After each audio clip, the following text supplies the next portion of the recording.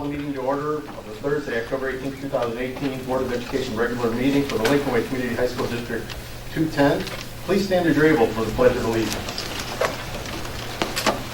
I pledge allegiance to the flag of the United States of America and to the republic for which it stands, one nation, under God, indivisible, with liberty and justice for all.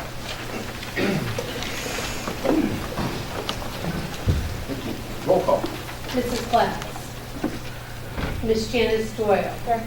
Mr. Luchetti. Here. Mr. Lulo. Here. Mr. Janik. Here. Mr. Costick. Here. Mr. Kirby. Here. First on our agenda tonight are our student council presidents, so we'll start with Hannah, since she was here first. Hello, everyone. Lincoln Way Central has had a great first quarter. Some of our fall sports have recently ended after an amazing season. Our varsity girls golf team took many titles this year and finished in third place at IHSA state finals. Senior Bree Bolden finished in second place at state, and Grace Curran took seventh. Sophomore Sean Curran also represented the boys golf team at state and finished in second place. Our varsity boys cross country and varsity girls tennis were both SWSC conference champions. We couldn't be more proud of our fall teams for ending their season stronger. As for student council, we've been preparing for Halloween night, which will take place on October 29th. At this event, we invite kids up to age 11 to come to Central and participate in indoor trick-or-treating and a fun fair. Sports and clubs around the building sponsor a doorway to pass out candy to the kids, making it a fun event for the whole community and a great community service event for our students. After Halloween night, we will be holding our freshman elections on November 6th and are looking forward to the Student Council SWSC conference on November 14th. Thank you. Thank you, Hannah. Appreciate that very much. Next, I ask Maddie. Hello, here at Lincoln Way East, we had a very successful first quarter. Student Council hosted the homecoming dance on September 29th, and we had nearly 2,000 students in attendance. The student body elected Dylan Hansen as our homecoming king and Emma Mize as the queen. And overall, homecoming week went very smoothly, and everything went as planned. Coming up for Student Council, we're planning to attend the SWSC Leadership Conference, and this is a great opportunity for all the student councils to meet and bounce ideas off of each other to make your student council better. And the next event for student council is going to be parent-teacher conferences, where all the students will help the teachers stay on task during all of their conferences. For our athletics, we rounded out the fall season very strongly. The girls golf team sent Kaylee White to the state tournament, and the varsity girls tennis team sent a doubles pair to the state tournament. The varsity boys soccer team defeated Oak Lawn 6-1, advancing to the regional final, and our football team remains 8-0 and will play their last game of the regular season this week at home versus Bolingbrook. Tonight, Lincoln Way East is hosting best-selling author Julie Lippincott-Haynes, and she'll be giving a presentation based off her book, How to Raise an Adult, along with doing a book signing. And October 25th and 27th, the Lincoln Way East Theater Company is putting on the play I Never Saw Another Butterfly. The story is based on a young Jewish girl along with her family and her experiences during the World War II concentration camps. And lastly, FBLA is hosting their annual blood drive Monday, November 5th, where students will be rewarded community service hours for their donation to people in need, as the organization provides blood to over 70 hospitals, including Silver Cross. Thank you. Thank you. Thank you, Maddie. And then finally, Kaylee.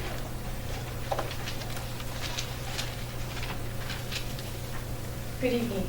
Over the last month, we hosted our annual homecoming. We had over 1,600 students in attendance, and our theme was No Place Like Homecoming, which was Wizards of Oz. For homecoming, our week on Monday, we had 93 teams with 10 to 12 students for Homecoming Olympics participate, with over 100 staff members either compete, support, or help out. Then on Wednesday, our PBS presented Road to Reality to all our sophomore students. On Friday, we had our annual pep assembly, which was our 10th pep assembly since we have opened. And then we also had our football game against Thornton, which was a conference win. Over the last weekend, we hosted the Lincoln Way Marching Invitational, as well as the Lincoln Way West girls varsity cross country team took the SWSC conference title. And then this week, our PPS department is holding the College Changes Everything Week. With this, during our lunch period, PPS has various activities that help students to become more aware about what college is about and help them decide. Also, we have also had other weeks like this, like Start with Hello, to get students more comfortable with each other and not be so awkward at lunch. Also, we've had Decade of Orange, where we have celebrated our 10 years of West being open and all the memories that we have shared throughout it. Then also, tonight we start the opening of our fall play, The Outsiders, as well as Saturday night will be also our opening night. Thank you. Thank you. A lot of good stuff at all three campuses. Thank you very much for presenting this evening. Next on our agenda is public comments. A couple people signed up. Kathy Matthews, please.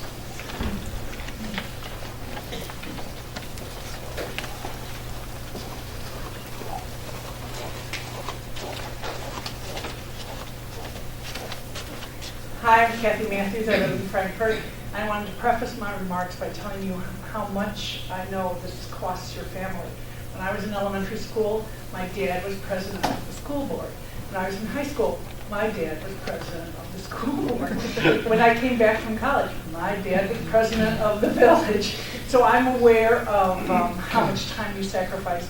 And I also have a unique perspective on how your children might feel about your being in this position. I also wanted to thank you for the wonderful education that my youngest daughter got at Lincoln Way East. She really loved it. She had a great time. She went to University of Illinois so prepared. Unfortunately, she also got a love of travel. She traveled to 3 different places, and she's now teaching in the Sudan. So that's one thing maybe you guys can not let her travel so much.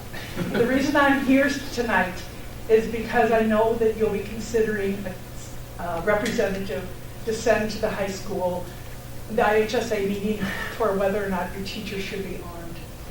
I was a teacher for 35 years in Illinois public schools and 10 years in the junior colleges. I'm old enough to remember when Lori Dan burst into the classroom in Wilmette and killed Nikki Corbin.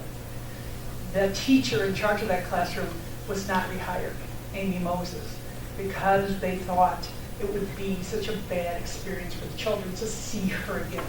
And she didn't kill that child. She was protecting her classroom.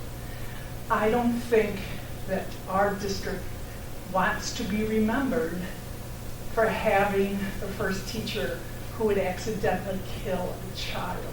We're willing to give up our lives for the children of this district. Every teacher I know would have that courage under fire.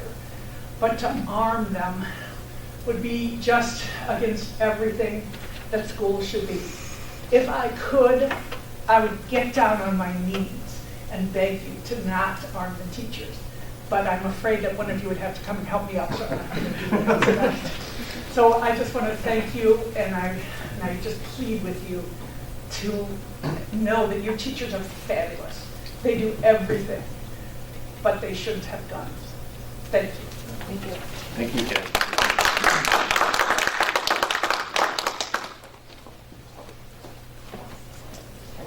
Next person signed up is Jim Moran.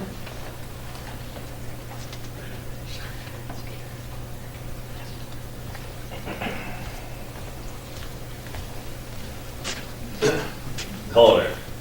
I echo the previous speaker's thoughts, so I thank your board members for the time that you give and everything that you do here, and I'm hoping by me coming up here, being board members, that you'll hear me out on what I got to say, consider it. It's going to take me a while to get all my thoughts out. I'm not a public speaker. And I also going to echo, I would not want my teachers armed either. There's no place for teachers to be doing what the previous speaker said. So with that, I just want to say that I'm on board with and against arming teachers. So we'll segue into safety.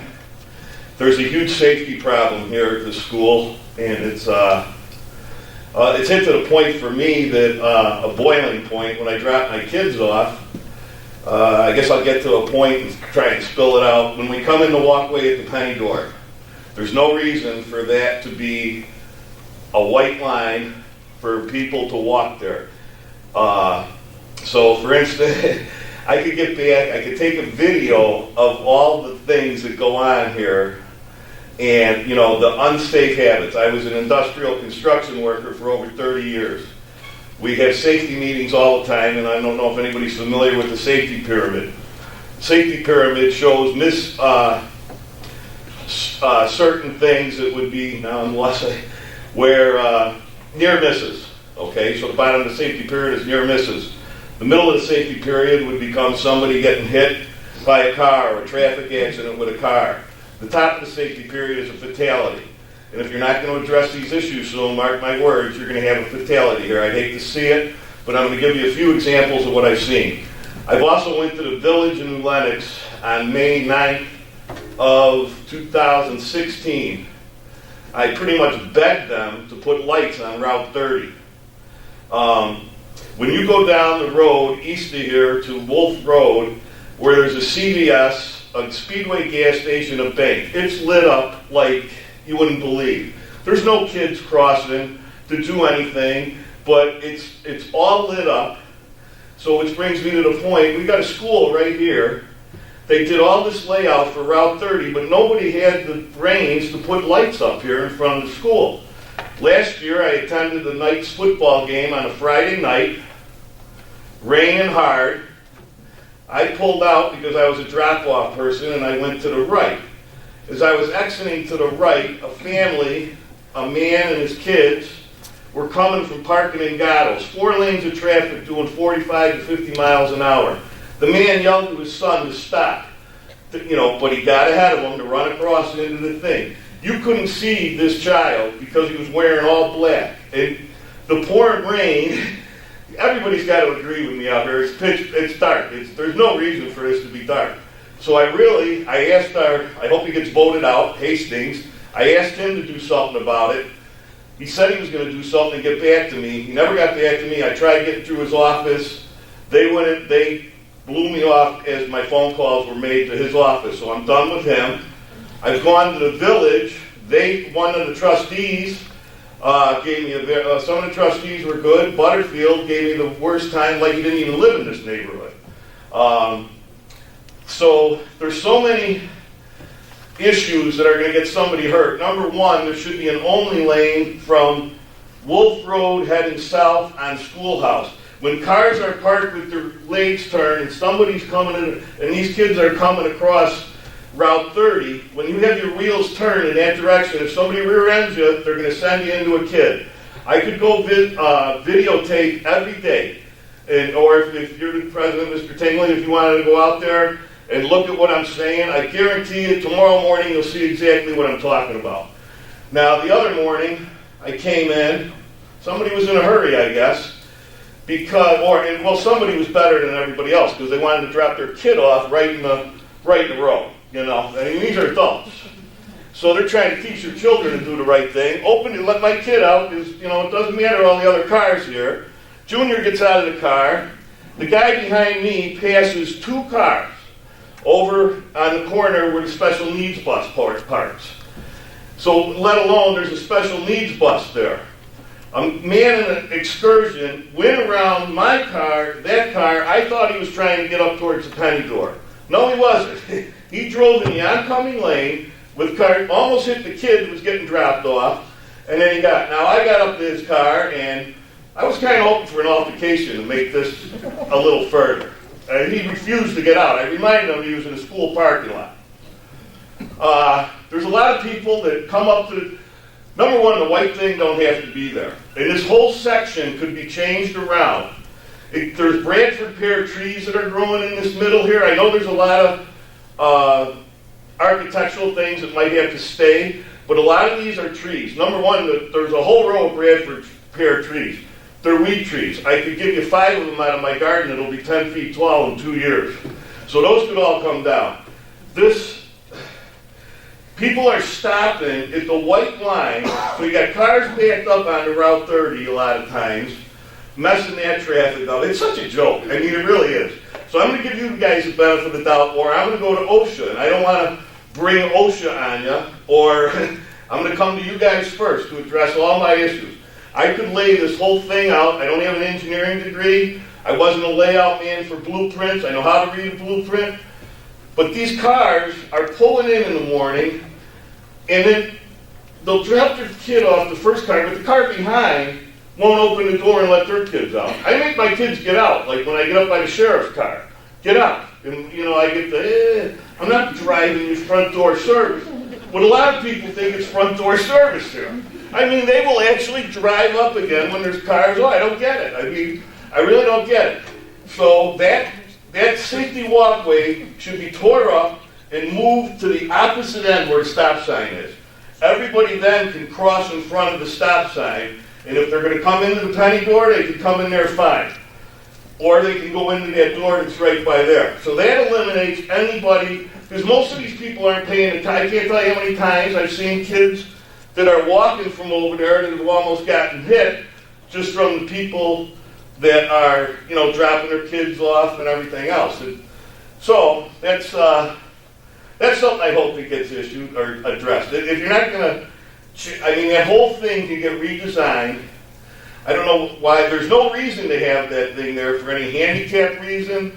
There's no reason to have that walkway. If you look over at the school at, I believe it's Nelson Ridge Grammar School, they have a nice system where you drive around. It's pretty. I mean, whoever laid that out had some thought. This can get done here. I really think somebody's going to get hurt. So I'd also like to see an only lane put in, you know, if you can. I mean, the village blames it on the state. I mean, I don't want to hear that stuff. I just want it done. You know, you guys can play your politics all you want. Just do it so nobody gets hurt. The other thing is, I see all these politicians sign up on Gatto's building. I don't know. I wouldn't put I don't know why the sidewalk was put right next to the road. So if you get there on our first snowstorm, number one, they can't use that walkway ever. That layout was so terrible, it's ridiculous. I mean, so they offset, and you can put utilities. They didn't have to.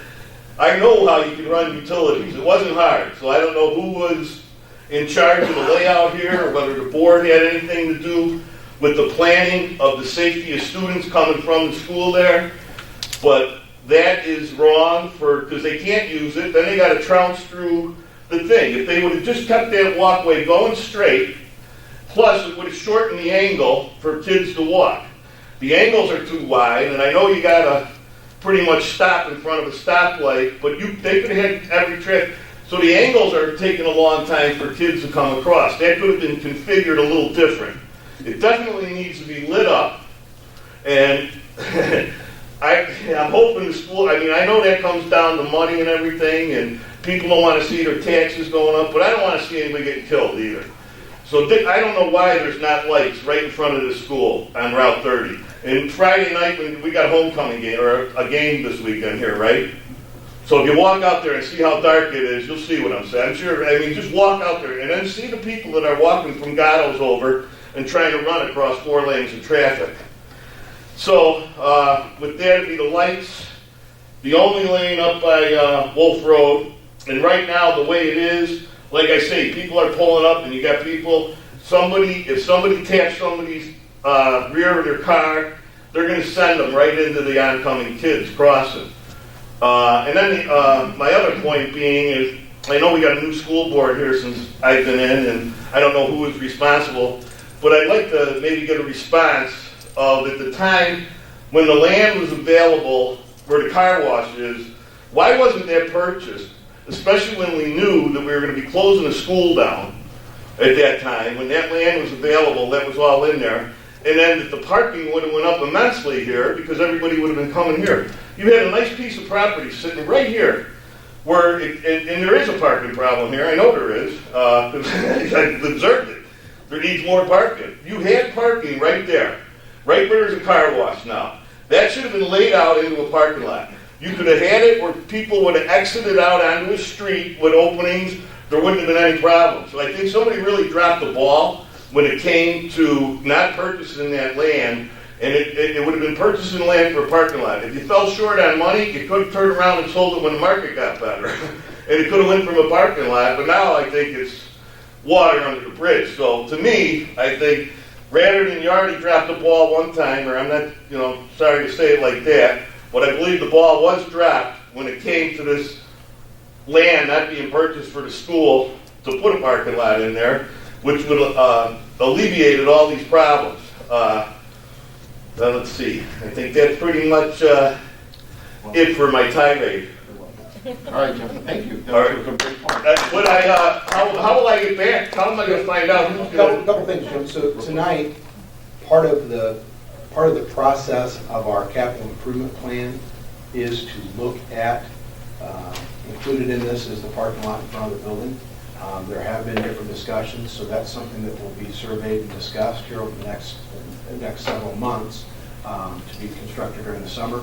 In terms of the lights in front of the building, stoplights, those sort of things. I'm not talking stop lights, Doctor. I'm Lights talking along the street sidewalk, street lights, that's something we can make phone calls as well. So to answer your question, I will get back to you. Yep. So Okay. You send me an email or we'll connect with each other? I mean, I'm here in months, but I really think that walkway should get moved. No. The walkway we can talk about, but in terms of trees and parking lots and movement.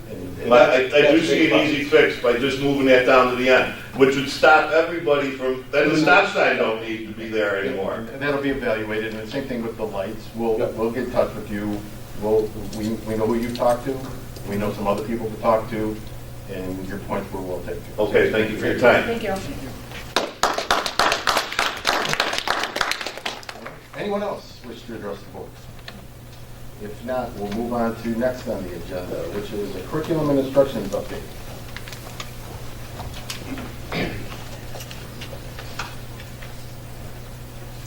Good evening. So for tonight's curriculum and instruction update, I thought I would share some progress that we are making on board goal number 2, which is to enhance curriculum with innovation instructive, assessment, and the infusion of social emotional learning standards. In particular, tonight I'm going to address how we have begun to infuse the social emotional learning standards and ideas into each of our asset presentations at each of our schools for all of our students.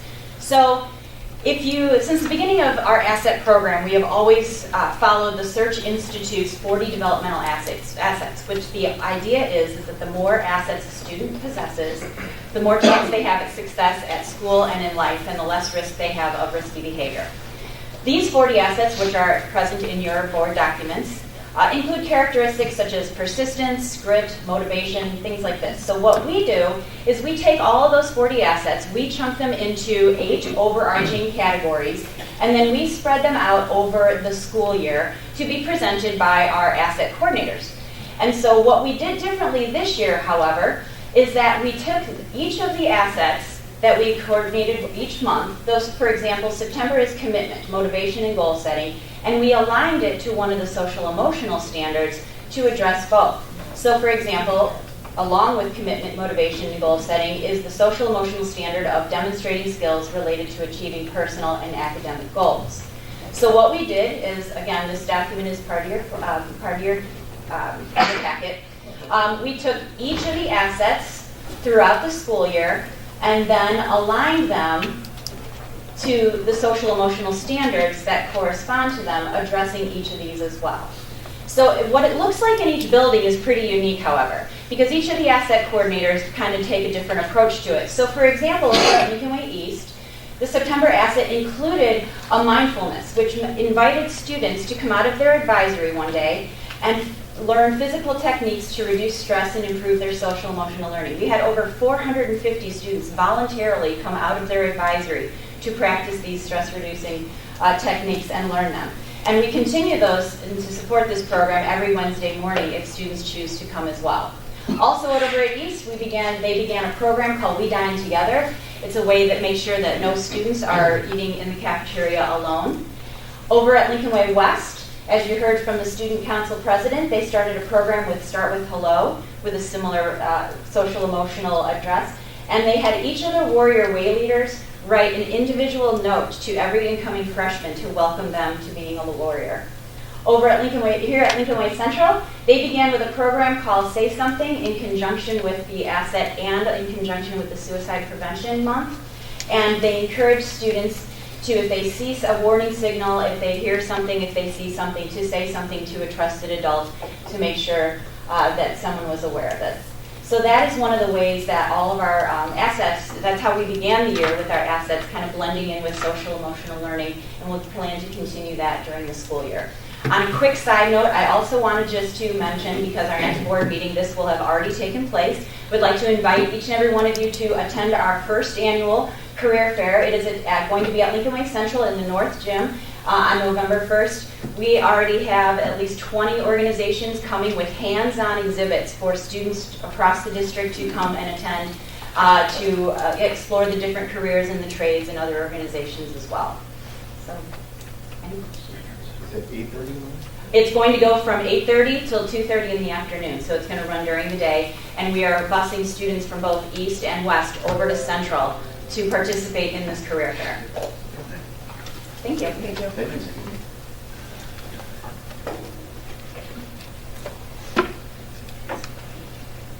The next agenda item is our fiscal year 2017-2018 audit. Mr. Meyer, Dave Meyer and Katie Napier are with us this evening from Former Rogers.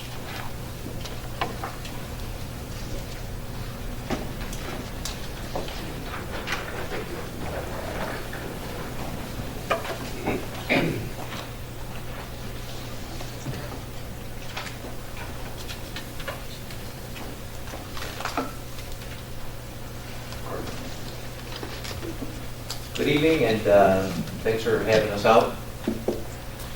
My name is Dave Meyer, and with me is Katie Napier. Katie was the manager on the audit. I'm the partner on the audit. And we're talking about the audit of your fiscal year ended June 30th, 2018.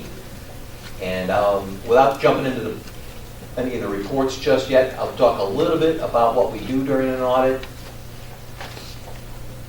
You maintain a general ledger, and you record all your transactions in that ledger. And so basically that's what we're auditing, is your ledger, your records of what took place during the year, what balances you have at the end of the year. Now, we don't look at every single transaction, but we do tests. And some of the areas specifically that we look at are cash and investments. So we want to make sure that the amounts that you're reporting in your ledger match what you actually have at the bank. So we send letters to the bank, they confirm balances to us. We test your bank reconciliations, make sure they make sense.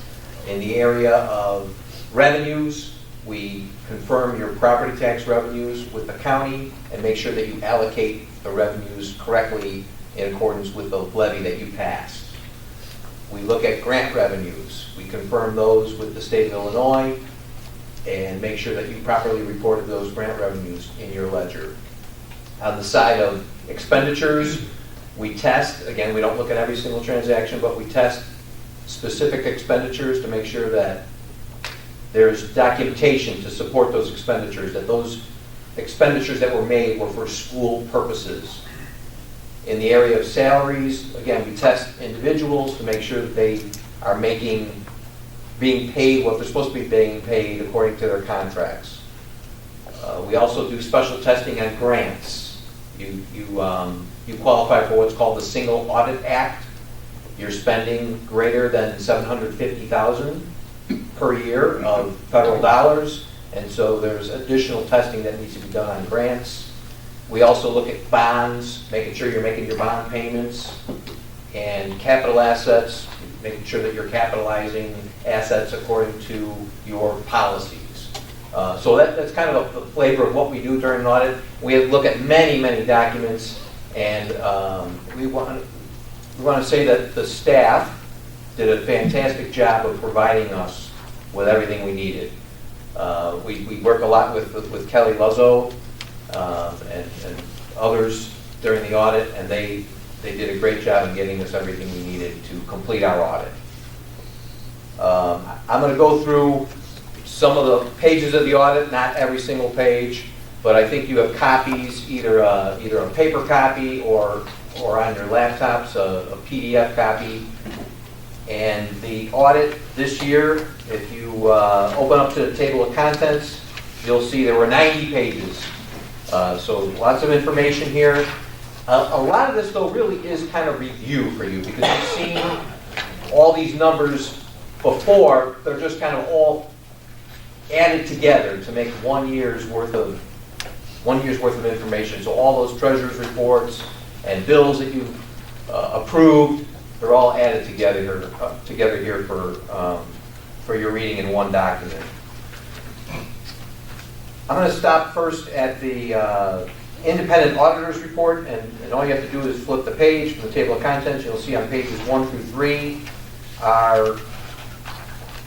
there's a lot of language here, but basically what we're saying is we're giving a clean opinion on your cash basis financial statements. So that's what it boils down to. You'll see on page 2 there was one paragraph talking about change in accounting principle. There was a new Governmental Accounting Standards Board statement that affected you this year. It was GASB statement number 75 that deals with reporting of post-employment benefits other than pensions.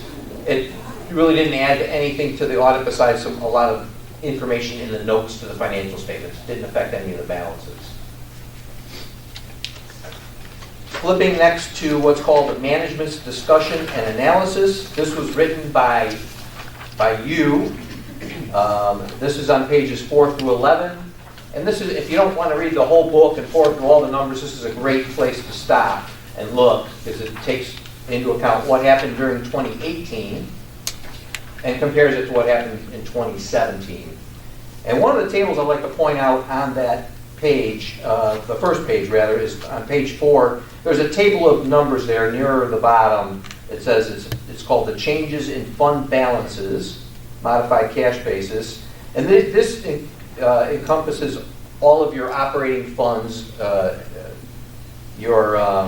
all the funds that you expend money from during the year. And if you look at that middle column there, fiscal year 2018 net change, it's a positive 7.6 million.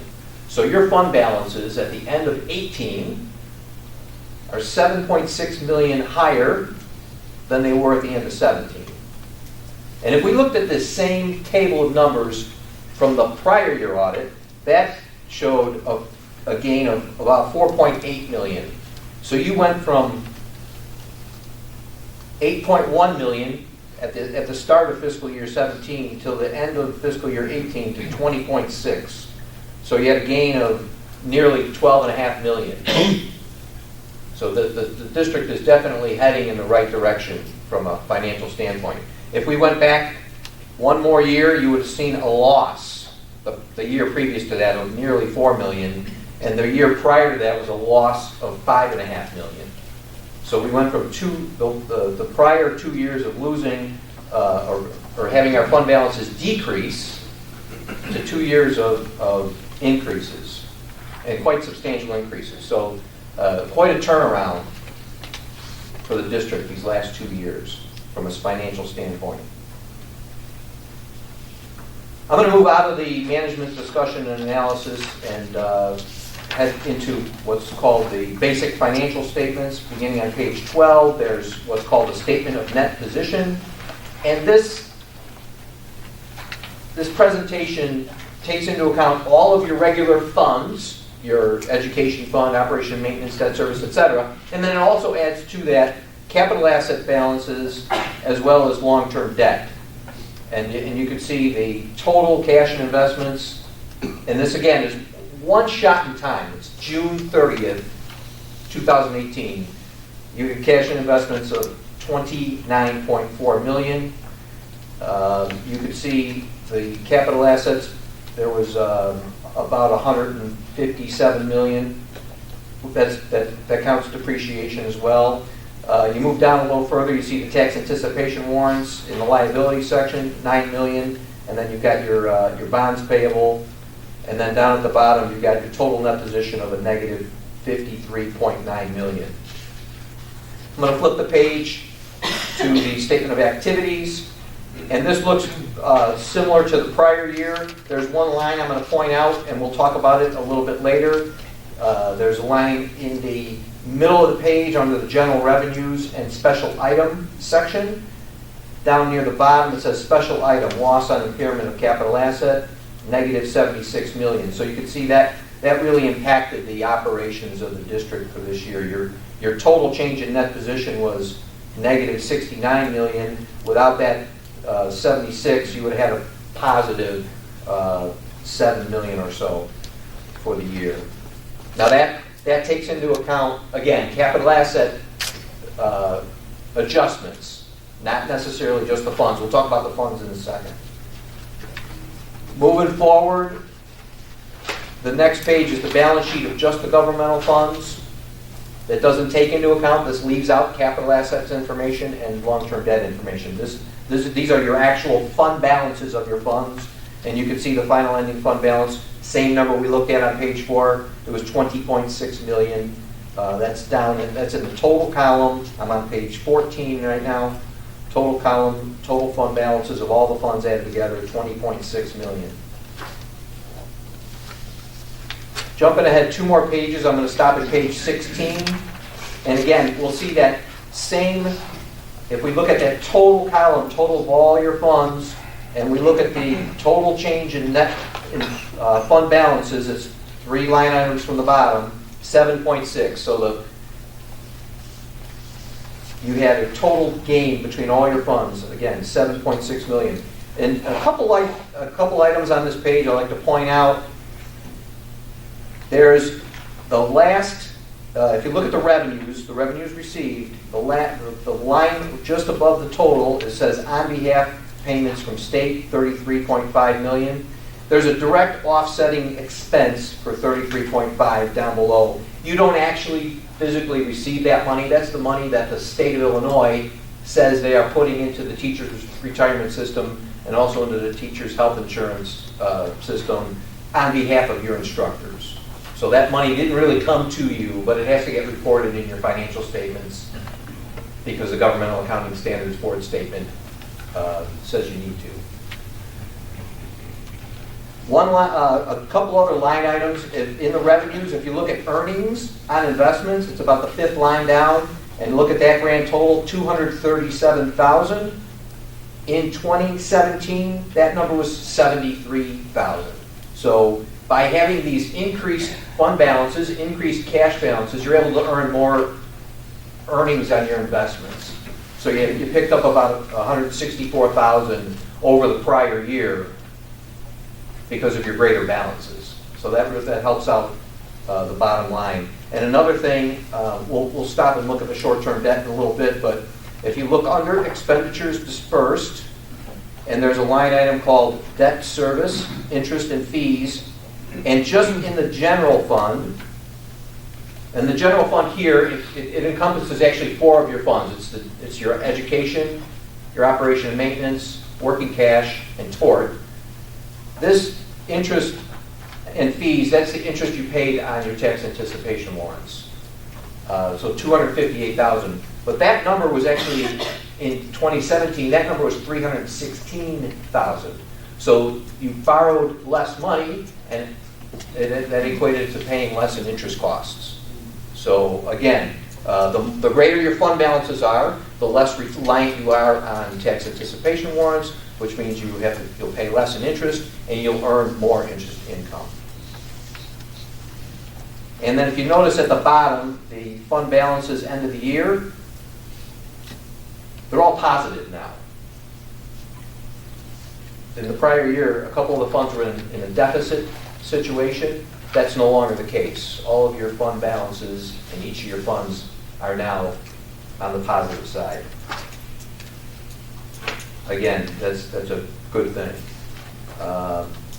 Moving forward, beginning on page 20 and all the way through page 55 are what's called notes to the financial statements. These are required disclosures. There's a lot of information here. The first note talks about the summary of your significant accounting policies. I'm not going to stop on every single note. You can certainly read those on your own. There's notes in here about capital assets, long-term debt, cash and investments.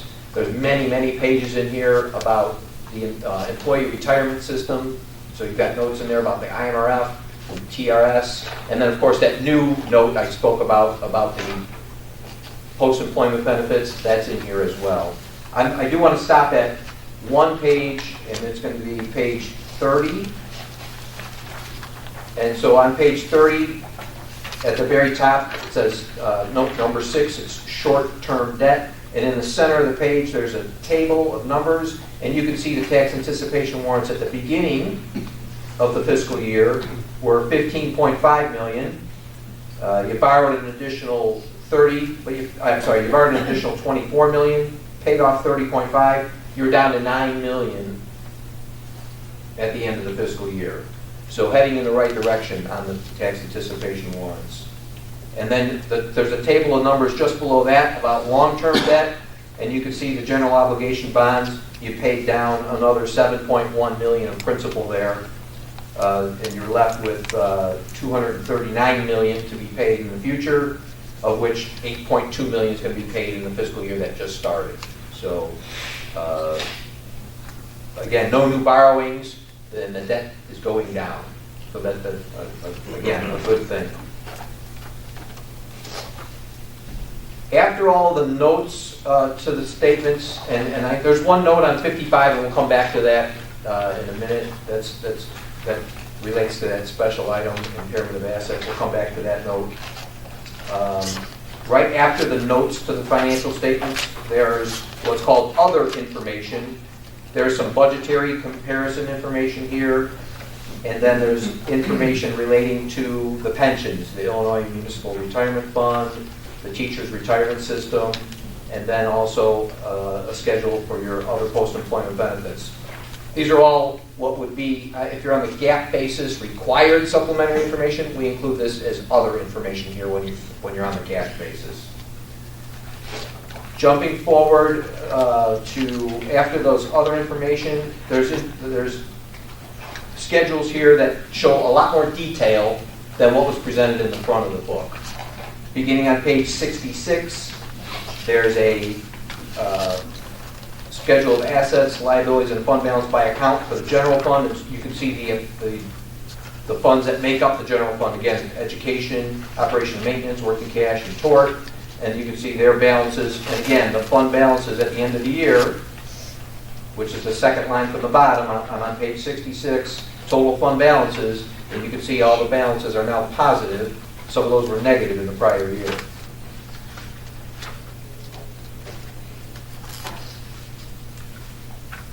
Moving forward, you'll see that beginning on page 70, there's the education fund, and it shows all the detail now of revenues and expenditures by object. There's a column that shows your final budget, what actually happened. There's a variance column, and then there's also a column of numbers for 2017, so you can kind of see where were we a year ago, where were we this most recent year, how did we do in comparison to the budget, and each fund has a schedule just like this, presented one right after the other. I won't spend a lot of time on those. Again, it's kind of a lot of review for you. You've seen a lot of these numbers already. They're just totaled up into one document here. I will stop again now at, I'm going to jump all the way to near the back of the book on page 87. 87 is the schedule of assessed valuations, rates, and extensions. And this is a 10-year presentation, so you can see what the equalized assessed value of the district has been over the last 10 years. And if you go all the way to the far right column, 2008, we're showing 10 years here. And then the EAV started to go down. That was after the housing market crash. And you can see you got all the way to a low point in 2014 of $3.4 billion. And now the last 3 years has shown increases. So over the last year, the EAV went up 3.7%. You're back to $3.8 billion. And you can see the property tax dollars that the district expects to collect is that total tax extension of $80.8 million from the 2017 taxes. You had already collected roughly a little over half of that as of June, and then the other half is being collected now, or was mostly collected last month in September. So the point I was making, though, the EAD is back on the rise now for 3 years in a row. And then I'm going to jump now to page 90. And page 90 shows the schedule of operating expenditures per student. how much does it cost to have a student come to Lincoln Way High School District? And you can see at the very bottom, your net operating expenditures were $80 million, yet with an average daily attendance of 6,313 students, that works out to $12,675. Your amount for last year was $12,381, so you're up a little bit there from the prior year. And if you compare yourself to the other high school districts in Illinois, you were, out of the 96 that reported, you were 78. So there were 77 that were higher than you in cost per student. So you were near the bottom quadrant as far as how much it costs to educate students. I told you we'd get back to that one note to financial statements, and I'll jump back to that now. And this has to do with the special item. When you closed North High School, that was 2 audits ago. It was a brand new thing back in 2016. Last year, 2017, we had mentioned that we wanted you to get a value for that building because it not being used as a school anymore. The Governmental Accounting Standards Board has a statement number 42 that talks about impairment of capital assets. And because the school was not being used as a school, we had urged you to get a value for us. That would come from an appraisal. And at the end of 17, that had not been completed yet. So we kind of gave you a pass, if you will, for that year. But we urged strongly that you've got to get this done. You did so in this most recent year. That value is available to you now. And so you were behooved, if you will, by the GASB to make an adjustment to the value of the building. And so that building went from its original asset value of $114 million down to, well, you can read it in here, all the numbers are here, down to $15.8 million. And that'll be the carrying value of the building going forward. And that's what resulted in that impairment loss that we talked about a little earlier of $76 million. Any questions at this time about the whole audit, what we do as auditors, about the numbers you see here specifically, what adjustments that might have been made, that sort of thing? Questions for David? Now this is, we do have other documents to go through, but we're just talking specifically about the financial Please statement. stay on that special item just for a moment. What are some of the standards or triggers that have GASB 42 kicked in?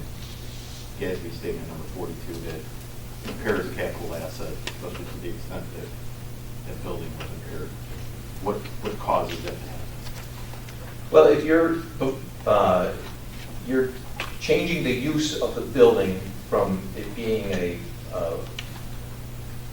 asset that was built and to be used for educating students, and then you're not going to use the building for that in the future, that's what triggered it. So the major trigger is it was built for educational purposes, students were no longer being educated there, it's sitting dormant, big red flag, time to take a look at it from an impairment perspective, or a potential impairment perspective. Correct.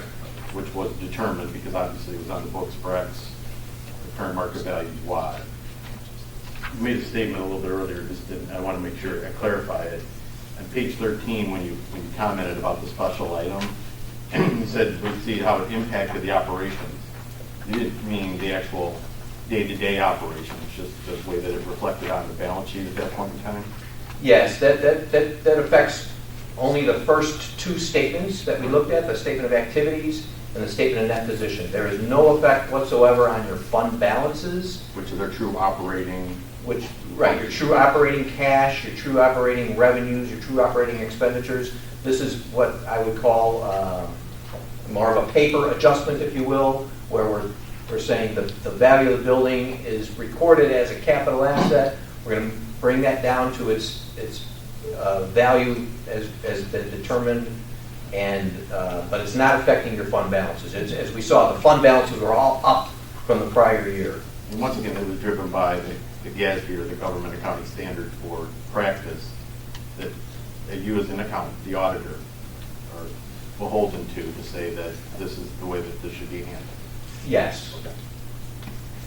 And you clearly mentioned this, but why does the impairment impact one set of financial statements and then not the other? So, if that makes sense. The balance sheet versus... Balance sheet versus that, yes. So, why one and not the other? Well, one of them is dealing with your what's called your fund financial statements. That's where you see just the governmental funds.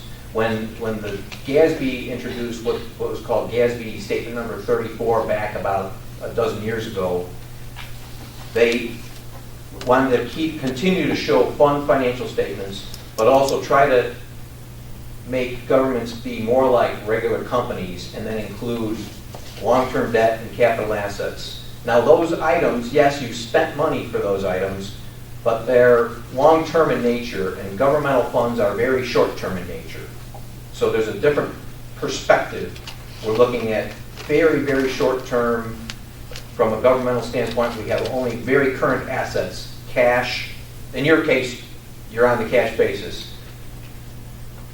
But we're not going to count as assets items that are going to last us 30 years, 50 years. They'll get grouped up into what's called governmental activities.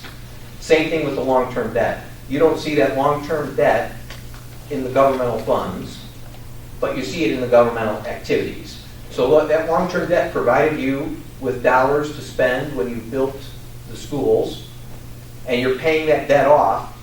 So it's still reported in your financial statements on the government-wide or governmental activities, but it's not a current liability, and so it doesn't get reported in the governmental funds. It's just a perspective difference.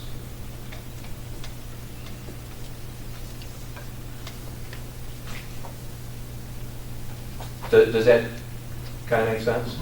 I know there's a lot of accounting jargon and rules and such, but governmental accounting can be quite complex with all the different funds and the different rules and such. So it's a balance sheet adjustment. Right, it's a balance sheet adjustment, and the special item had to get reflected in what's your statement of activities. That's how it works.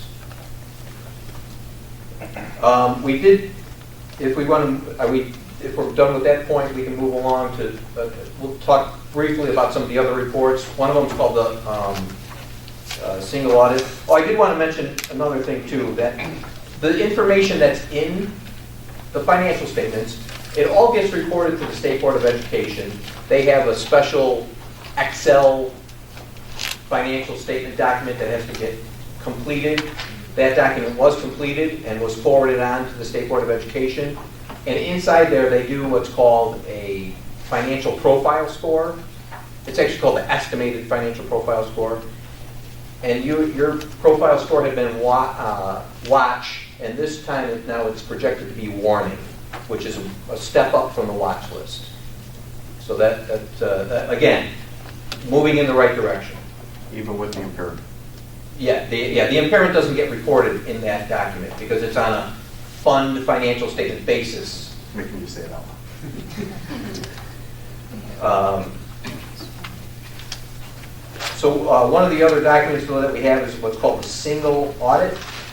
And I kind of mentioned it earlier that you spend more than $750,000 of federal dollars. And so we do some special testing on federal grants. And I'm pleased to report that we did not have any findings in the single audit report. So from what we tested, we were able to see that you were complying with the grants that we tested, and you're reporting all of the different balances as you need to in accordance with the State Board of Education's requirements. What are the testing standards, and what percentage of transactions do you think you're testing? Well, the testing standards require us to follow what's called a compliance supplement that's issued by the Office of Management and Budget from the federal level. And within there, we have to test a specific amount of your, well, at least 40% of your federal dollars. So we really kind of go beyond that in certain cases where we're making sure every single revenue can trace back to a source document. And then on the expenditure side, we do sampling. And I think we looked at the special education grant, if I'm not mistaken. And that would include, the IDEA flow-through. And that would include testing expenditures that were spent out of that grant line item. The specific number, there's not a specific requirement to test a specific number of transactions, but we have to test a specific percent of the dollars.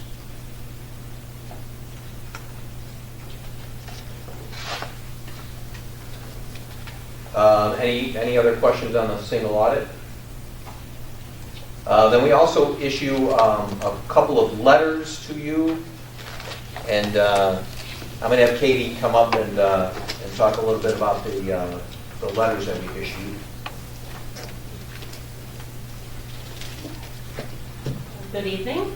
There was 3 letters, I believe, that were included with your packet. The first one I'll just touch on briefly. That is the communication with those charged with governance during audit planning. That's a required communication from us to the district, talking about what our responsibility is as auditors and what the district's responsibility is. The second letter is communication with those charged with governance at the conclusion of the audit. Again, another required communication between us as auditors and you as the district.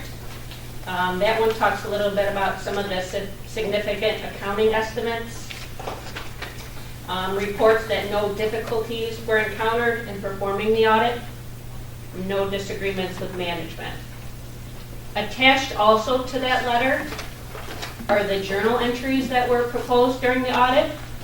So if you took the district's trial balance that was given, added these adjustments, those are the numbers that you'll see in the financials that Dave had talked about earlier.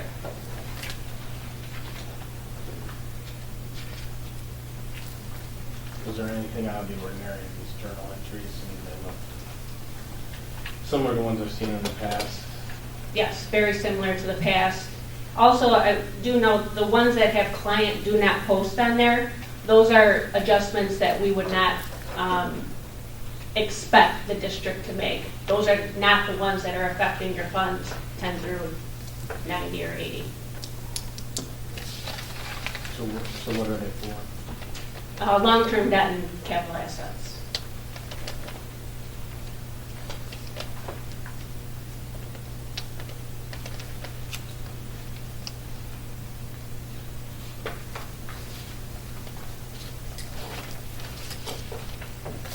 The last letter is the management letter. So as Dave had touched on, no material weaknesses, no significant deficiencies, but there were a couple areas that we noted that there could be some improvement on. I do want to note that when we started this audit in fiscal 16, I believe there were somewhere around 15 comments. There are now 2 remaining. So the district has really done a great job working diligently in trying to correct some of these areas. The first comment was the comprehensive policies and procedures manual that states the district operates under numerous policies and board directives. However, the district has not developed a comprehensive procedures manual documenting all its administrative and accounting functions. A procedures manual summarizes the daily function of administrative and accounting personnel and details the individual procedures required to perform their duties. So as auditors, we recommend the district develop a comprehensive policy and procedures manual that includes policies and procedures for all finance-related functions. The second comment had to do with capital assets. During our audit, we noted the district had not had a capital assets inventory performed in at least the last 5 years. Also, the district has not established written policies and procedures for the maintenance of a capital assets inventory. Our recommendation as auditors, we recommend the district establish written policies and procedures for the maintenance of the capital assets inventory. We also recommend the district implement a computerized capital assets module in your GL software, which is Skyward, to track capital asset additions and deletions.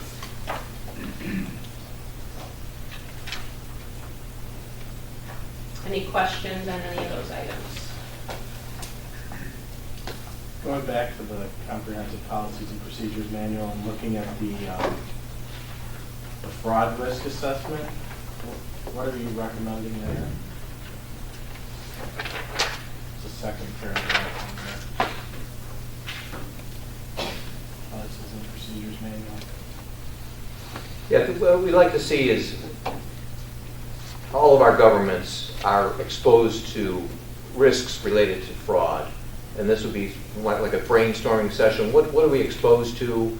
What threats are out there? And how can we be proactive in looking at those threats and trying to have policies in place that would eliminate some of those risks, or at least bring them to a pretty low level. So you're just highlighting an item you would have in this policies and procedures manual would be written. That would be a part of it, yes, absolutely. If you found no inherent or obvious opportunities for risk of fraud as part of your audit, you're not implying that? No, we're not implying that whatsoever. If we would have found anything, that would have been reported to you. Yeah, we're just saying let's be proactive. Let's have this fraud risk assessment internally. So the management response here, can that be explained to the board? Yes. Brad, go ahead as you put this together. Yeah, so we're already working on this. You know, we've kind of had some preliminary. Your president, that's a microphone. Thank you. You know, so we've already began work on this. We are looking for, in this current fiscal year, we'll be looking to team with an outside agency to help with that because we want some independence. So we'll be doing an RFP, get some proposals, and then have that completed and ready and done for board adoption prior to the end of 2019. As far as the second comment regarding the capital asset, we will begin then to work on that one to have it completed for the end of 2020. Both of these require extensive amount of work and with a little bit of a price tag around $10,000 to $12,000 worth of exterior consulting possibly, so we'll do them over 2 different fiscal years.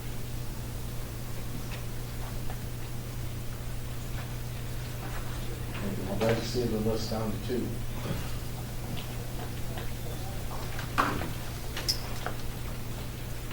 Really procedural, well, not functional. Anything, Ron? Sure. Okay. Thank you so much for your time. Thank you for your work. Thank you.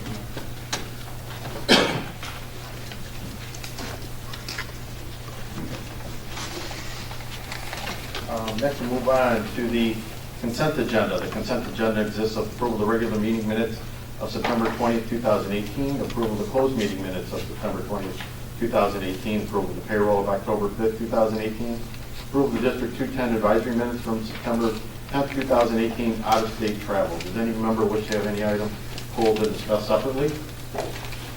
If not, I'd entertain a motion for the consent agenda as presented. Have a motion. Is there a second? Second. Motion and second. Any discussion? If not, vote. The vote is open.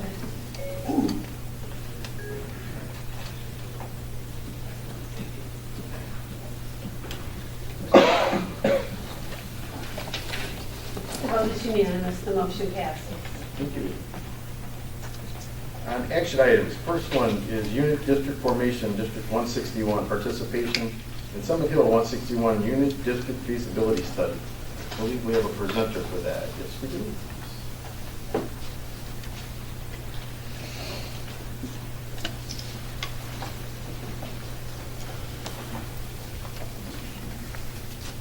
Good evening, how are you?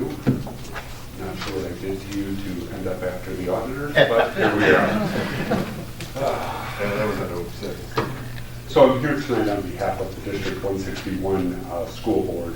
I'm the sitting president for the Summit Hill School District, which feeds into Lincoln Way East, for anyone not familiar with it, and encapsulates portions of Tinley Park, unincorporated Will County, Frankfort, and Mokina. So we have small slivers of a number of different areas. And what I'm here representing is I had sent a letter to Mr. Kirking on behalf of the Summit Hill School Board. You may have heard we have launched an investigative committee into the idea of creating a consolidated school district which would serve the area currently served by District 161. Obviously, if a consolidated school district is created, it would remove the high school responsibilities from Lincoln Way 210 for that area and place that with a new district that would be formed. So the idea would be, in the way that the state lays this out, is in this consolidation effort, District 210 would give up the high school responsibilities.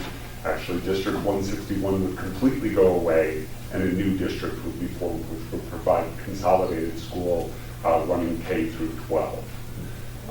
One of the steps that go along with an investigation into this topic is the completion of a feasibility study.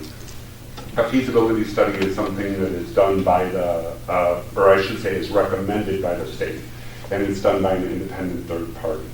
What they do is they come in and investigate a number of topics, everything from the obvious topics, which are the financials, although they do make it clear that they process them in the same format that we submit them to the state, so we don't have to do a lot of shifting there.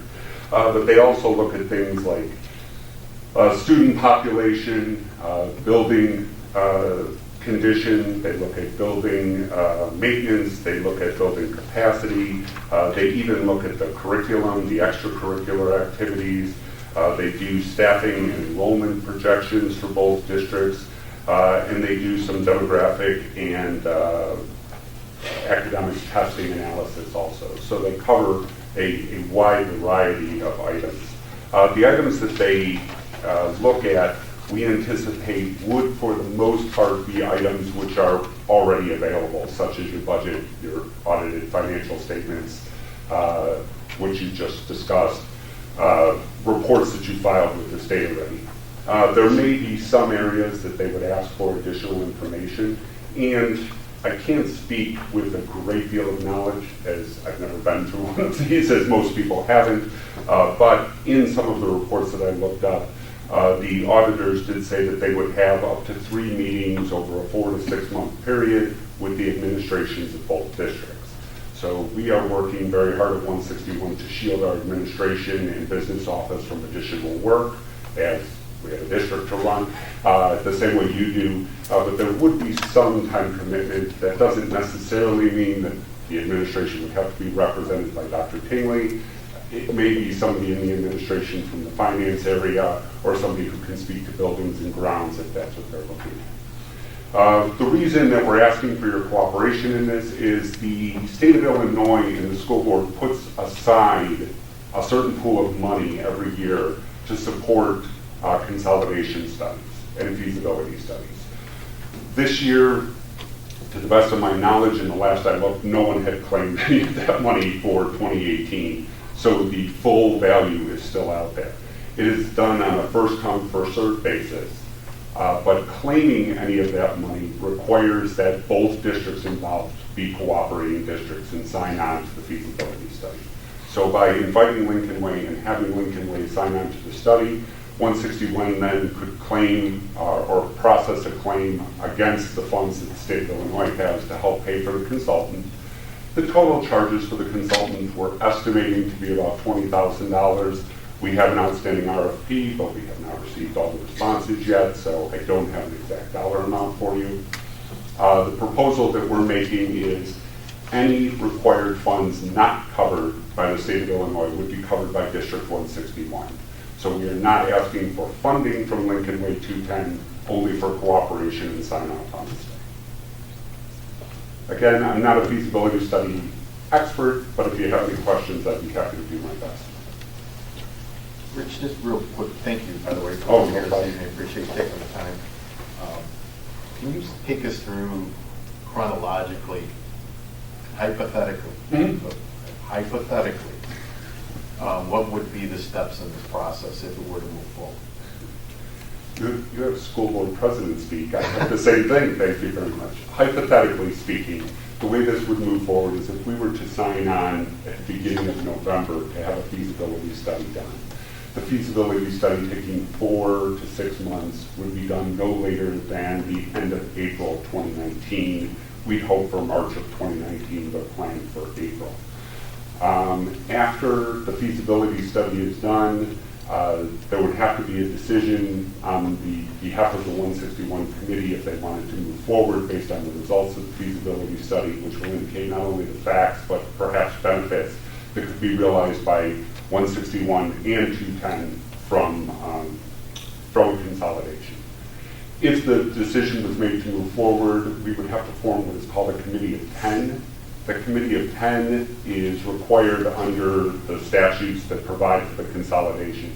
The committee of 10 does not have to be current seated school board members with either district.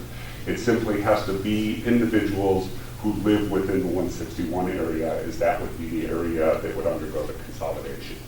That committee of 10 would then write a referendum. The referendum would call for the consolidation and the separation of high school services from 210, and that would be put on the ballot for 2020, the April ballot for 2020. I don't know the exact date, but it would be the spring ballot in 2020. Before it goes on to the ballot, it's reviewed by the ROE. The ROE issues an opinion and it's handed off to the state superintendent. And I should point out, the state superintendent can put a halt to it. Even if everyone agrees that it's the right way to go, they can stop it. And then your only option is to have a judge override that. And the state was very clear about this. So the ROE opinion is non-binding. The ROE opinion goes to the state superintendent. The state superintendent's decision is binding, except you do have a legal recourse if you want it. If it is approved by the state or the court, it goes on the ballot for 2020. And sorry, I jumped a couple of steps there. Once it goes on the ballot, everyone within the 210 district would have an opportunity to vote. So this would include not only the 161 residents, but everybody that is currently encompassed by 210. So you'd have all the way to New Lenox, Manhattan, all of the districts in the feeder schools would have an opportunity to vote. If, hypothetically, it passes that vote after hypothetically passing the state superintendent, you would begin a series of meetings with the Committee of 10 and the ROE, as the ROE is responsible then for dividing assets. So this was the new thing that I learned when the state came and did a presentation to us. The asset distribution, both assets and liabilities, is not determined before the vote. Once you say that you're going to go ahead with the consolidation and separation, the ROE is actually charged with making the divisions of assets and liabilities. Now, there are some things that I could speak to that I think are no-brainers for division. Other things, such as the debt, I could take guesses, but ultimately it's the ROE's decision to do it equitably. So in the case of buildings, the appraisal doesn't matter. You're going to divide that as part of the overall assets of the district, and then you're going to divide the liabilities accordingly. The ROE does that. Everything is separated between the new district that would replace 161 part of 210, and then you would have to then begin operations to prepare for the following school year to accept high school students. I have a question for you. Sure.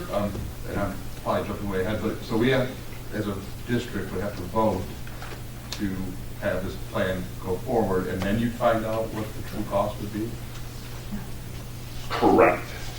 Well, I mean, the true cost is going to be determined already because The it's. division of assets and liabilities. Correct. After, and you wouldn't know what that cost would be until you got to that point. Correct, correct. Again, you can make intelligent guesses, and the ROE is involved beforehand, so he or she can certainly get on board with a plan that's being circulated, but ultimately the state shared with us that the division would be done by the ROE. I would assume that there'd be some scheduled division of assets as it was moving from ROE to the state board. State superintendent. The liabilities are pretty much laid out in the school code in 11.105. And basically, the debt still stays with whoever was in the taxing body when the debt was taken out. Because you think about it from the bondholder standpoint, I think there's a lot of complexity around that. I did talk to Michelle Henninger, who had presented to Summit Hill, and basically, you have to to figure out the division of assets. I mean, I can kind of interpret it, but when you get the true thing, this is 11C, which is talking about the appraisals, has never been used before. 11E, which would split the liabilities, basically, they said we'd have to have our superintendent contact the local, the regional board, and ask for an interpretation, which then would have, from the ISBE, and they'd have their legal look into that, how those liabilities would be split. So I think, there's a lot of financial impacts to this that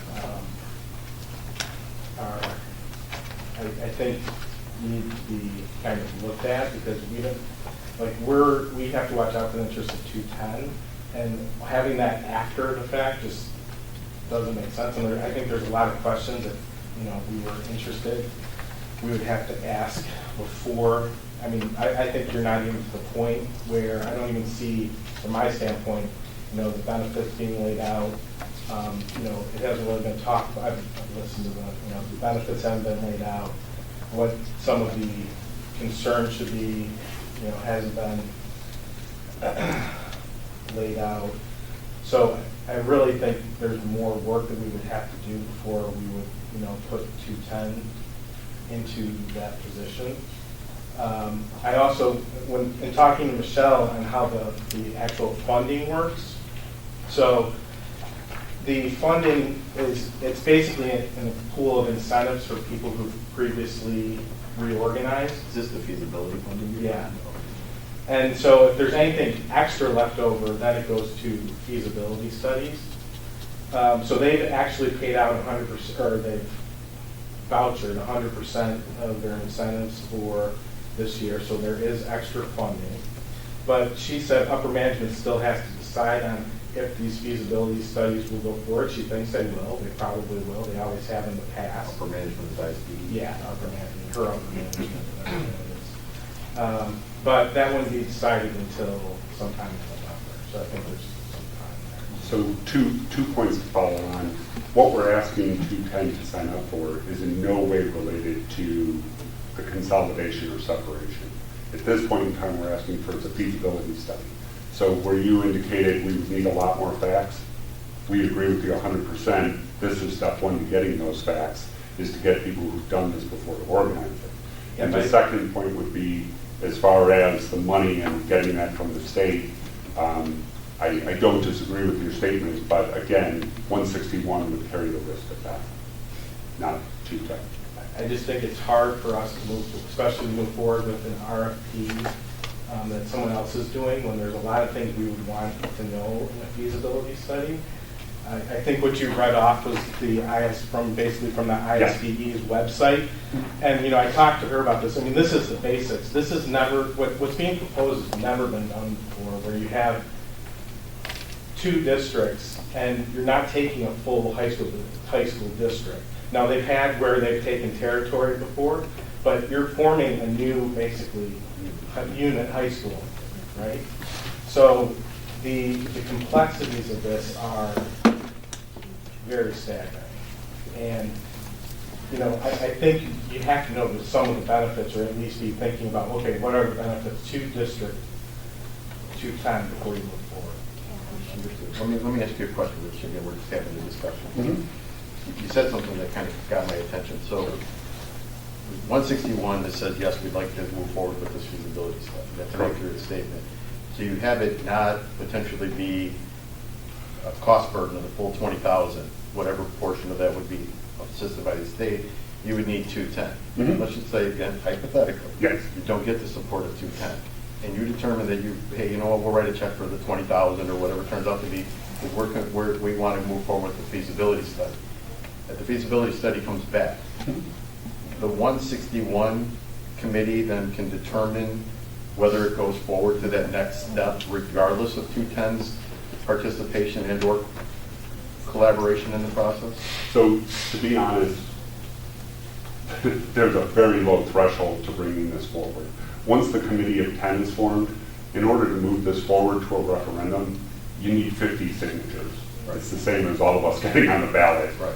With something the size of 210, getting 50 people to sign off is a non-issue, at least in my opinion. Having run 50 people signed my petition, so I'm guessing you could get 50 people to sign off on this. So it's not at the sole discretion of 161. Any group of 10 could carry it forward. And a feasibility study is technically not even required. Again, this would be filing a referendum with a plan. At this point in time, I certainly don't know anyone with the expertise that we're talking about here to even write this and support it to the public. But when you get to the referendum writing, you would move to that committee of 10, as Michelle laid it out. And I did look. She has laid out that it's volunteers and they live within the area. But then they would ultimately move the referendum forward and get the 50 signatures to put it on the ballot. So I kind of want to go back to your point. I agree with you. This is like neurosurgery. You're trying to pull apart synapses that just nobody's ever done before. But a group of people that could get together 50 signatures and would move this along could get it on a referendum ballot. Is that accurate? They would still have to go through the ROE in the state superintendent. So the idea that they would go to the ROE without a feasibility study would probably end it there? And the state superintendent, because we're looking at, again, the list that I referenced is from Michelle, it tells you, and that's what we wrote our RFP based on, is here's all the information we need. If you don't give that to the state superintendent, he or she is not going to approve it. It could still get there, but you're going a legal course that That'll clarify that point for me. Thank you. I don't want to down any questions because I got like 4 more. All right. So here's the way I kind of see this. It's just a normal logical process. We've identified the problem. The problem is there's a building sitting on Harlem Avenue that isn't being utilized. In any normal problem solving, you would create alternatives. An alternative has been created. The next step in that would be to evaluate the alternative, assess the alternatives. I think that's what Rich has at this point right now, is say, hey, there's an alternative being presented. Do we, as a board, want to join them in the potential assessment of that alternative? And that's what I was going to take to my 6 colleagues, but there's 5 here this evening, on the board to determine, is that what we want to be, is that where we want to go with this next step? And it sounds like they may be going irrespective of our position. And I have no direction on that from our board. I'm talking to the 5 individuals here because if I can take my board hat off for just a second, put just the Rich Marin hat on, although it's tough for people to distinguish. There are certainly folks who assume that I think this is a good idea. I have made it clear from the very beginning, I have no idea if this is a good idea. I don't know enough about your finances. I barely know enough about 161 finances, and it is complex beyond my comprehension. When I sit by myself and try to think of it, I can work myself into any rat hole about any of these very detailed things. I am not in a position to say that when we get there, I ultimately support it. What I can say is there is a problem that you identified. There are people out in the public who want to see this solved through, and my whole goal in creating the 161 committee is to keep it, as I say, out of the Facebook realm and out in the public eye. So we're trying to have Michelle come in and speak. We're trying to have the boards interact. We're enforcing the Open Meetings Act and FOIA requests. This isn't, a dream of mine to get to consolidation. It is a goal of mine to openly get to enough facts where we can say, look, this makes no sense to anyone. Forget about the guy in Manhattan. It doesn't make sense to me in Tinley Park. It doesn't make, or it makes sense to everyone. Therefore, there's a reason behind it. I just want to make sure I'm clear on what you're asking. You're not asking 210 for any financial support in this, right? No. You're just asking for us to share information with you? Correct. Well, share information and to some degree time. Well, but they're asking us to have a board approval to move forward with a feasibility study. So that they can receive the compensation or potential offset of the resources, financial resources needed to do the feasibility study. So they are asking for a commitment to move forward from that aspect. No other commitment, but a commitment. Yeah, I mean, to some degree, there is a financial component in that the time of your administrators or yourselves isn't free, but there's no additional commitment beyond what you already have. Time is probably the most valuable. Right. Right. Thoughts, questions? You don't have it. No? Go. Got one, maybe for Mr. Coffin. You did a presentation, I believe it was May meeting, June meeting, maybe even July, when you did our 5-cast. And Mr. Mayor talked about the financial implications.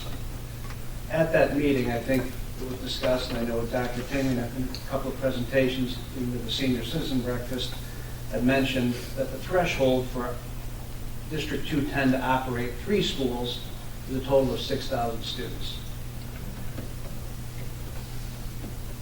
If this were to go through ultimately beyond the consolidation, beyond the study, that would put us, by my calculations, somewhere around 5,000 students, give or take, remaining. Forget about the impact on revenue for a second, but with 5,000 students, how feasible would it be for District 210 to continue to operate 3 schools? Well, in my opinion, I think it would be very difficult. I think we'd be back to the situation where we were when we were trying to operate 4 schools for the entire district. So I think we're to be shifting now that back over here, and now we would be, how would we maintain 3 schools with only 5,000 students? And those projections, when we dipped under 6,000 students, didn't account for a loss of revenue either. Right. Well, when there's going to be, in this situation, we would be losing a large portion of our tax base, And so, that's what I meant. That projection didn't include that loss of right, tax base. That was just strictly a drop in students. Right. As we're going out, we were projecting if we lost more students, how would that affect us? Yeah, that was just. But understand, with this loss of revenue, you're also losing expense, because you are no longer educated 1,500. I understand. And that would all be part of the feasibility study, I would assume. The feasibility study that I've seen includes student projections. I don't know the technique that any individual firm would use, but it does use projections across both districts to come up with student population projections.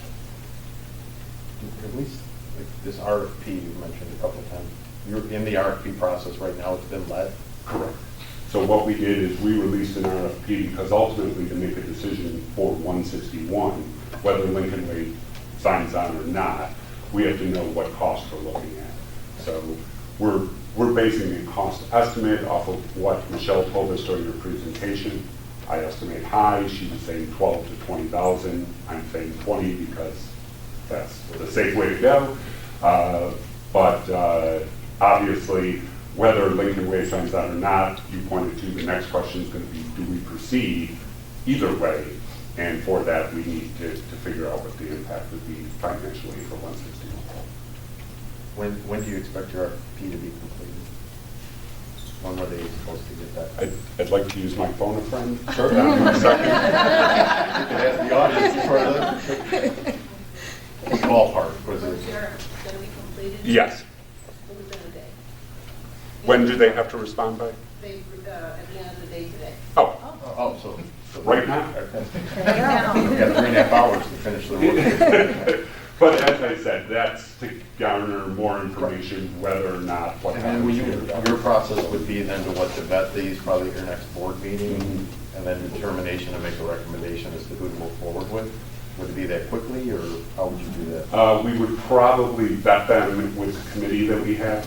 The 161 off committee, that's the board. Exactly, and then go back to the full board and say, here's the criteria we used and how we vetted them. Here's the number of responses we got.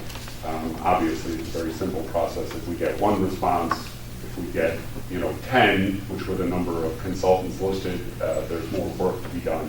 But I would prefer to do that away from the board table and then take it back with the recommendation. What is your expectation of the cycle time of that process?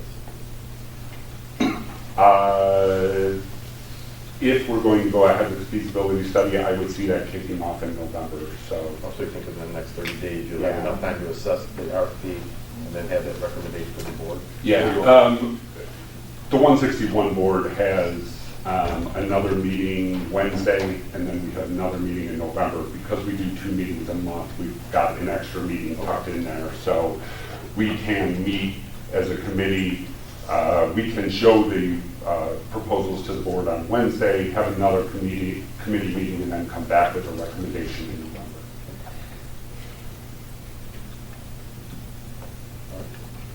Any other questions, comments, suggestions, concerns? Hearing none, this is an action item, so we can choose to table it, or I would entertain at this time a motion to participate in the feasibility study associated with 161. It's been presented and discussed by Mr. Mayor.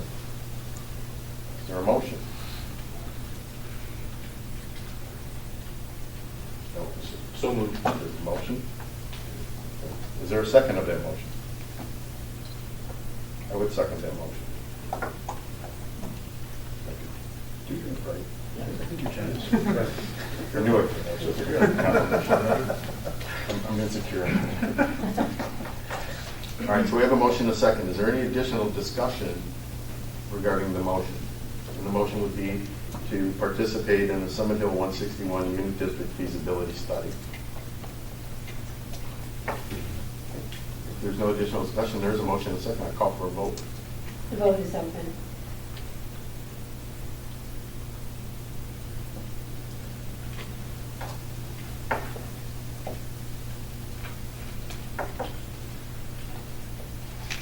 The vote is closed. There are 4 noes. I will read them off. Beth Janice Doyle, no. Chris Luchetti, no. Ron Lulo, no. Joseph Kostick, no. There are 2 yeses, Aaron Janik and Joseph Kirking. The motion is... Board knows the motion fails. At this point in time, we will not be participating in the District 161 feasibility study. Wow, shame on you.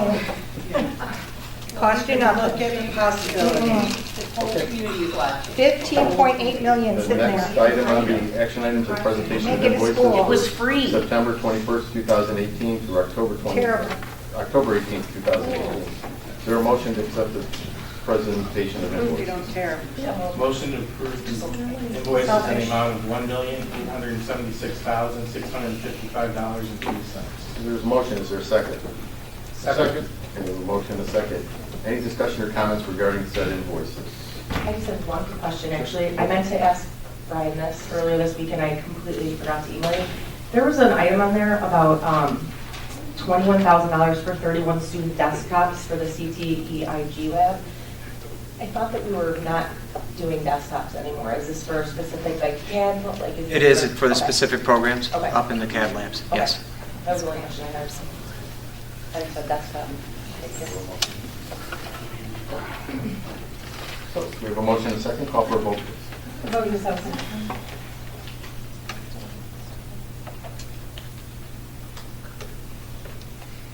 Carries.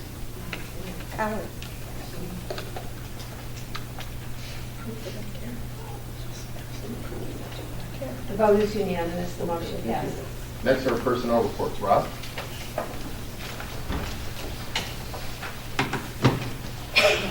Good evening. Under employment, we have Heather Davis, paraprofessional, Sarah Cause, bus drivers, Trey Murray, part-time teacher, permanent sub, Brittany Posley, paraprofessional, Alexandria Stull, paraprofessional, Judith Wall, bus driver, and Diane Wright, custodian. I support to approve the employment report as presented. Is there a motion to approve the employment report as presented? There's a motion. Is there a second? Second. Motion and second. Any discussion? Vote, please. The vote is open.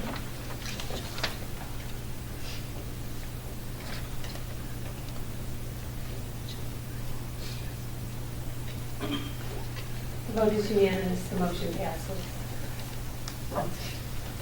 Retirements. Under retirements, we have Laura Dom, retiring effective September 21st, 2018, and Deborah Bates, retiring effective November 19th, 2018. I ask the board to approve these retirements as presented. Okay, we'll entertain a motion to approve the retirements as presented. There's a motion. Is there a second? Second. Motion and second. Any discussion? Hearing none, call for a vote, please. The vote is open.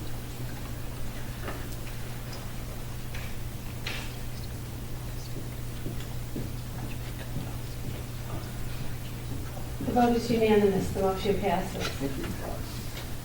Under resignations, Susan Walenga, food service worker, and Denise Haber, paraprofessional. Then under leaves, Lauren Hurley is requesting a leave effective November 1st, 2018. I ask the board to approve these leaves and resignations as presented. I'll entertain a motion to approve the resignations and leaves as presented. There's a motion. Is there a second? Second. Motion and second. Any discussion? Hearing none, call for a vote, please. The vote is open.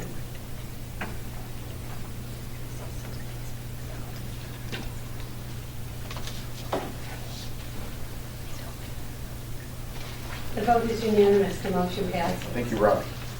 Next, we have 5-year financial projections for fiscal year 2020 capital projects. These would be Mr. Coffey, which is 5-year financial projections.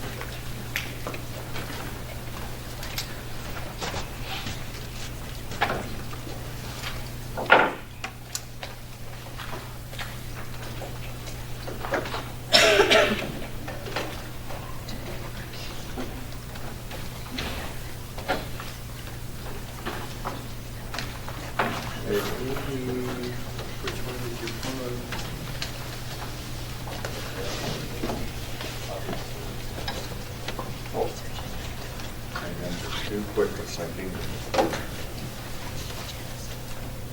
Keep going.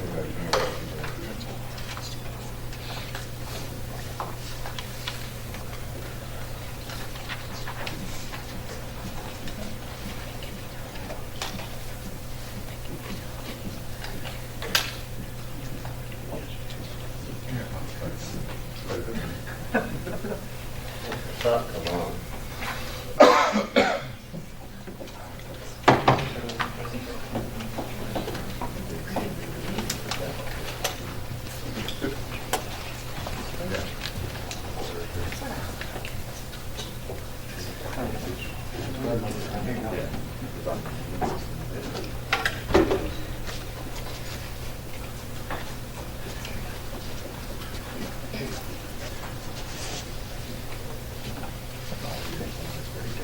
Should be up in a minute. Oh, thank you. Go ahead and start, Brad. We've got it on our... Okay, well, if you just look on your screens and everybody else can just imagine. Beautiful PowerPoint here. Okay, for the financial forecast. As you know, the financial forecast modeling uses two major calculators to do a lot of the number crunching. 71% of the revenue is calculated through the tax. Oh, actually, that PowerPoint is not in your docket. Is that? There's a bunch of documents in here. Which one are you? Yeah, well, the PowerPoint's not one of them. All right. Sacrifice.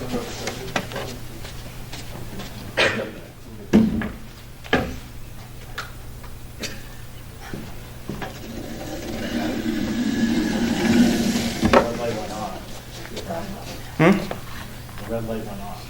It just went off again?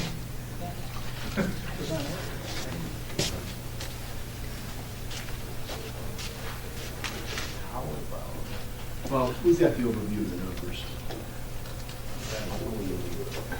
Want to go to the treasurer's report and buy something? I hear it.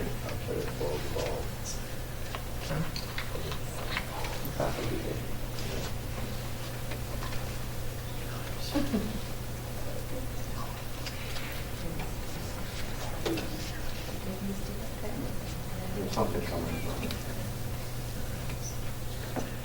There we go. There it is.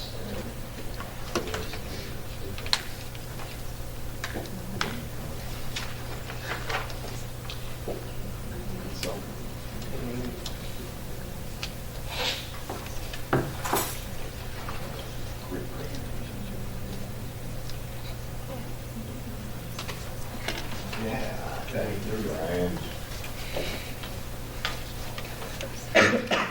All right, thank you. As you know, the financial forecasting model that we use has two major calculators in there to do a lot of the number crunching for us. On the revenue side, 71% of the revenue projection is calculated out through the tax calculation model. And then on expenditure side, 74% is calculated out related with salaries and benefits, change in staffing, and et cetera. This is a graphical representation. As you know, the fiscal year 2019 budget is the basis.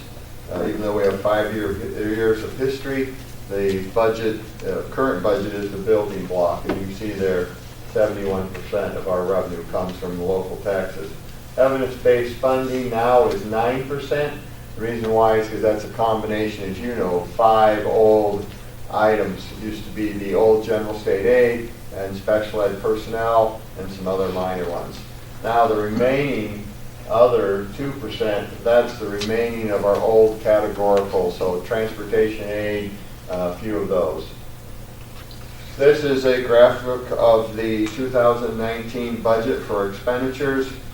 As you can see here, 74% related to salaries and benefits. And I apologize for not saying this at the beginning. This entire presentation is based solely on our operating funds for tonight's presentation. So just so you know that. Okay, so the base model. What's really changed since the last time we met? Well, first one, we've updated, and I show you the updated CPI. We've updated the growth, property growth, based on what the county, Will County, has gave us our estimated on that. We've also adjusted the change. You know, when we actually adopted the fiscal year 19 budget, we moved $600,000 from Fund 20 to Fund 60 and 19. So now we'll have made that adjustment in there also. Finally, we've readjusted or reestimated all of our salaries and benefits moving forward. And in your packets tonight, there'd be a very detailed sheet that I prepared since we had a lot of different changes. This is all the assumptions in the model moving forward. And that's at your tables there for your review. So let's take a look at the CPI. As you know, the CPI, or the change in the CPI, drives 72% of the district's revenue. On the screen here is the last 6 years of the CPI, which is the green bars, and then we have the blue bars for the future. For 19 and 2021, those are based on the Wall Street Journal. We determined, well, I've determined, I don't know about the board determined, but I've determined it's a good estimator, and we use it in the model. And then finally, 22 and 23 is just based on the current 17 and 18. New growth. Well, as I mentioned, Will County has given us our early estimates. 55.1 million is our early estimate for new growth, and that's typically pretty darn on. So as they'll finish crunching that out, but we should be pretty darn close. That's going to generate about $1 million of additional tax revenue for the district. And then, as you know, we're just projecting 50 million on flat basis going out. So summarize it all up, and what do we have? Well, as you know, the district has a fund balance 420, which says we will achieve at least a 3% surplus moving forward in each fiscal year. You can see here, there we are, we're short. Why are we short? Well, this is mainly to do with the change in our fiscal year 19 budget. We're using 600,000 or leaving 600,000 in Fund 20 or Fund 60, and that was going to be used in 20. Now we've moved that, so now and that's a non-operating. So we made that shift between operating and non-operating. It does free up unrestricted dollars. We're now Fund 60 is restricted. But that being said, it's going to leave a little gap here because now we've shift 3.6 million all into Fund 19 or Fund 20 in fiscal year 20 for those expenditures. You'll notice right here that's higher than we had initially when we were talking 2 months ago. That number right there is higher because we're having a bigger surplus in 19. So anyway, we would possibly need to make a reduction in fiscal year 2020 of 718,000 to meet the board goal. However, this will not be determined until next spring as we know more about the fiscal year 19 operations and where we're ending. As you remember and you saw in the audit, we were about 800,000 under in expenditures for our last budget. So we'll wait and see how that goes. Here is a graphic of fund balances. That's a question. Go ahead. I'm sorry. Kind of just a statement, I guess. I think what we have here is, waiting until later is fine, but really what we're probably going to end up cutting is from the capital projects, I would assume, or that would be one option. That certainly supplies, capital projects, yes, it would all be one of those options. And those have to be decided on sooner than that time period. Well, tonight, part of the process is we want to talk with the board about giving the pre-approval to head forward with the engineering. None of those projects would actually be finalized until in the spring when the board actually receives the bids and votes on the item. Worst case scenario, if something had to be postponed that was an item we felt very strongly could be postponed, the engineering would still be able to be reused when we go, bring it off the shelf, if you will, and have the funding to move it forward. But yes, that's a good point. That's why we're here tonight, to talk about this.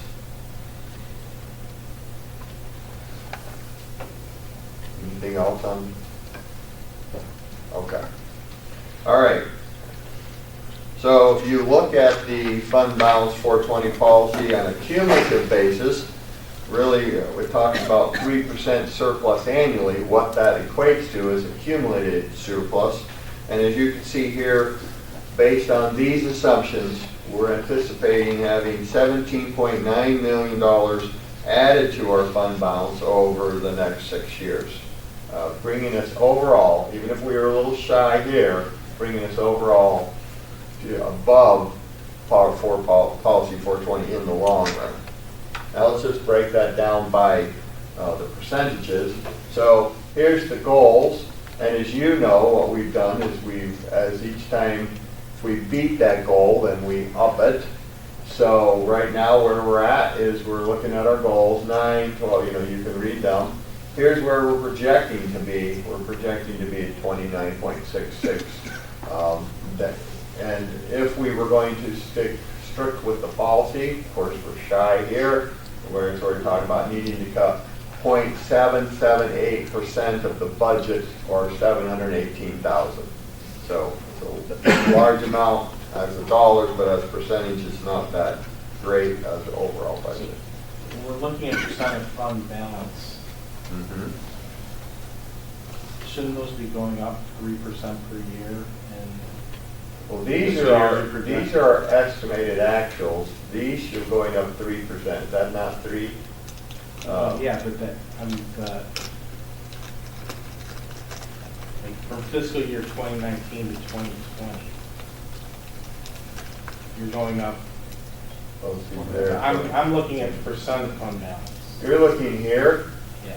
These are actual based on that model.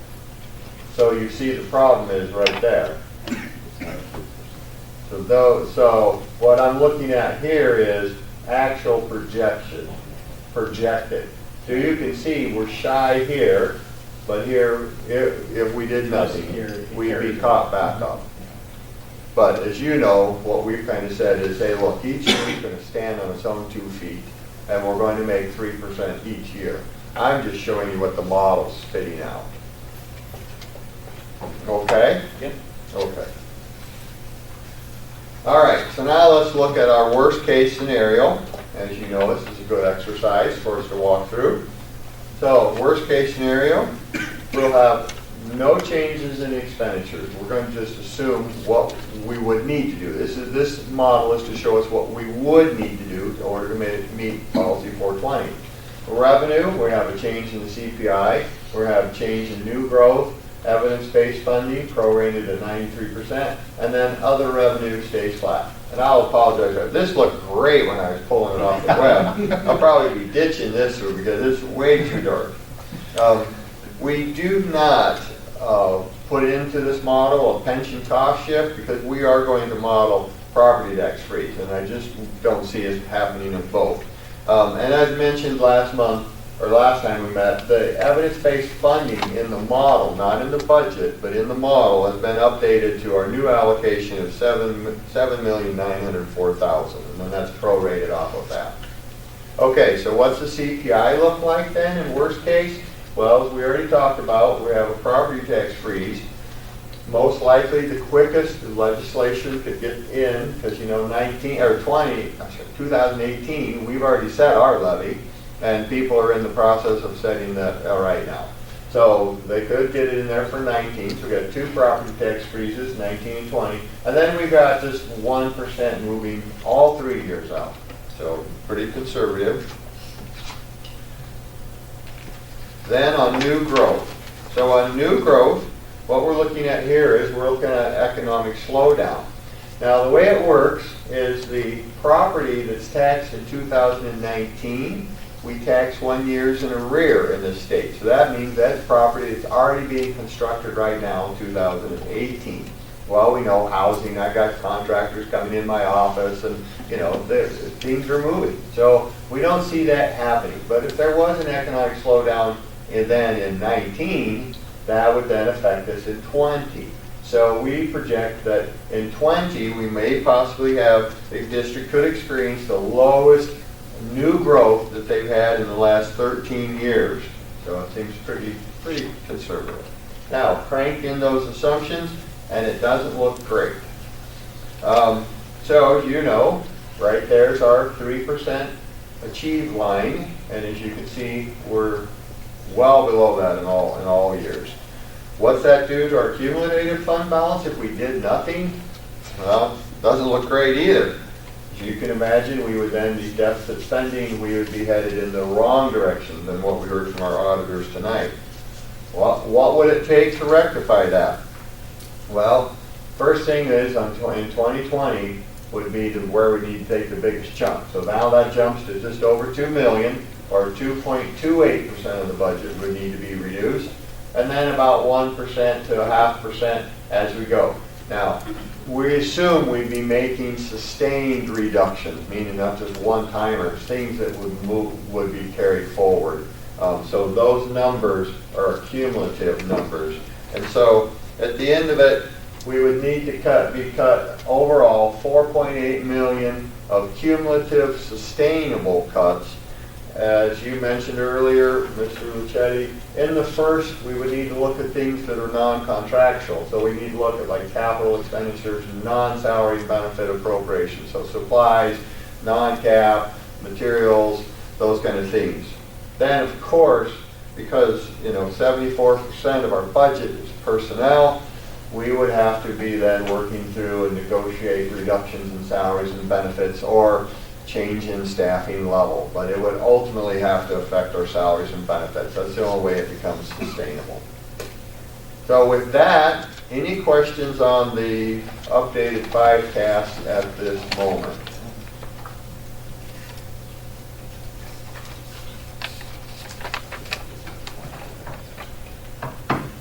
Okay, with that, what the next thing we'd like to have do is we have Rich here with the architect who wants to walk through the current plan.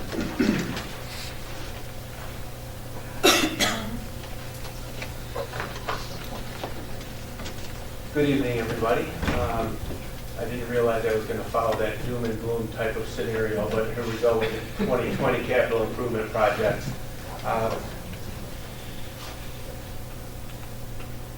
Basically, what we're looking to do, and I'm just going in order that you guys have it on your spreadsheet, so there's no particular order for this. At Central, we have some outbuilding renovations that we'd like to do. The bathrooms are kind of run down, the concession stand and similar at the Central visitors concession stand. So I want to make sure, so outbuildings, describe for me those again, so it's first question I think. What is an outbuilding? A building on our property that's not connected to the school. So, but that's a concession stand. We're talking about the concession stand at Central Stadium right now. And then on the next slide, we're proposing to do some replacement and restoration work on pavement at Central. This was part of the plan that the board approved back in November of 2016. There's some full depth replacement and some mill and overlay work that we are proposing. We don't have the money in this plan right now for a full redesign of the front of Central, but we will do a traffic study if this is approved. What is a traffic study? We would have an engineer come out, speak with the staff at the school, and then observe drop-off and observe pickup, and just spend some time here, observe what's going on, and make recommendations for changes to make the traffic patterns safer and smoother. Is that how we got that sidewalk at East? Yes. But that's not built into this. It's not. The traffic study is built into the professional services portion, but major design changes are not built in. What if the engineer recommended for safety purposes making those changes? We have to figure out a way to get those done there, right? If an engineer comes out and says this is completely wrong and you got to change it, we'd have to figure that out then, right? We would have some decisions to make, sure. Go back, Rich, go back one. So any of the issues would likely be the front section. Right. So if that were the case, or recommendation would be a complete re-engineering, that would be something that we would have to consider when looking at the project in its entirety. I mean, I could also see the schoolhouse portion and all those entrances, I mean, reducing those. Right. Would be something, because you have people coming in with all sorts of angles there. Right. It's up pylons, but they're temporary, people go in between them. Even if we saw some, or it was recommended to us that there would need to be a major change, could we then, for instance, look at the schoolhouse portion and say, you know what, we're not going to do that this year, and then just move those resources over to the front? Yes, this would happen during the design phase, prior to bidding. But the traffic study is part of this process, right? Yes. Okay.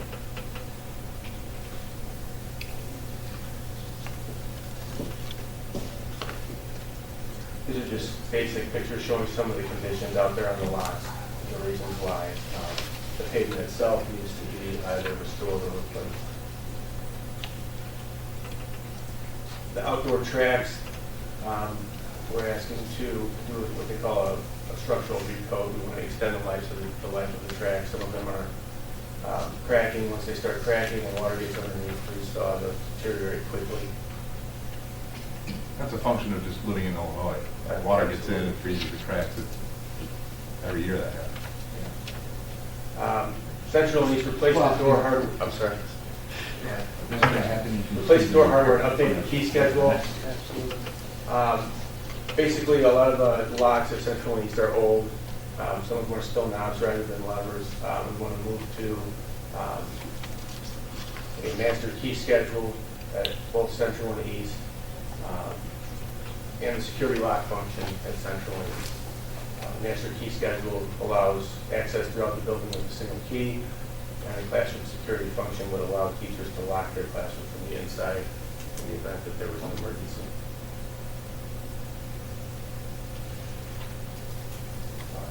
Turf replacement at Central and East.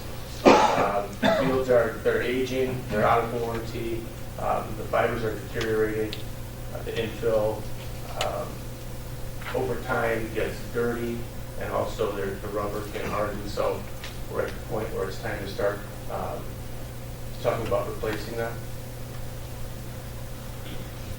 Those have to get certified every year?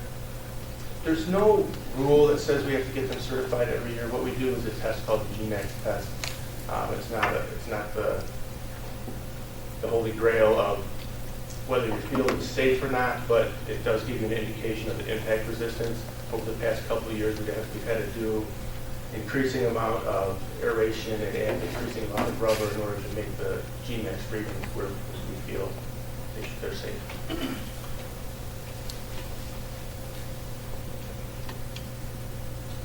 Tennis court replacement at Central. These courts are beyond repair. So if we want to continue to have our students play tennis on these courts, we're going to have to replace them. Security camera upgrades at Central and East. Those systems are aging. They're near end of life. And they're, quite frankly, they're undersized. There's not enough cameras in the building to achieve the level of monitoring that we need. So we'd like to increase the size and upgrade those. And then finally at West, the tennis courts, we'd like to just make some repairs. There's cracks and spalling. A color coat will extend the life. The process is called armor crack repair. You might ask why we wouldn't do this at Central and East. It's a unit price on that per linear foot, and once you get so many linear feet of cracks, it makes it cost prohibitive to do the repairs and it's time to replace.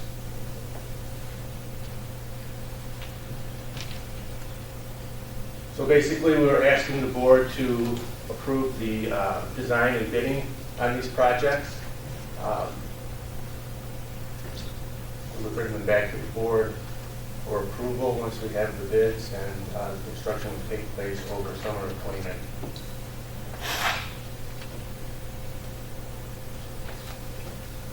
Any questions of Rich regarding this presentation?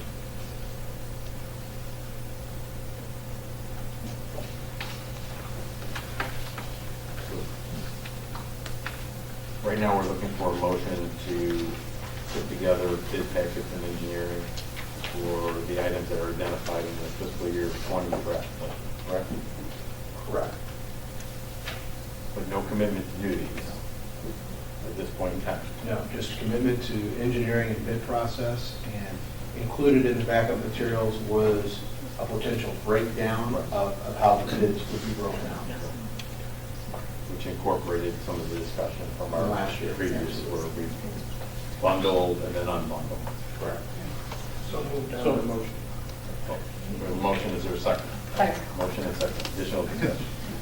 So I think we have to have also some prioritization, because I think, again, I made this point, but we're going to be making these decisions before, in the spring, before we even have a 2020 budget, before we even know what the state is doing. And this is kind of the first time we haven't had any money left in our capital projects fund. So, I mean, from what I heard, as long as, again, we get confirmation that if we did not move forward, the design phase is good to move forward, then that's fine. And we have the decision coming up in the spring, but I think, you know, it's important that we keep with making sure that we keep on meeting that board goal, and if something has to fall off, I think administration should come to us with kind of a plan. Or also if something comes up in the parking lot survey that, should be moved forward. And then my next question, I guess I did have one for Rich. What happened with the roof work that was scheduled for this year? Well, what we've done is we've deferred the roofs for 1 year for a couple of reasons.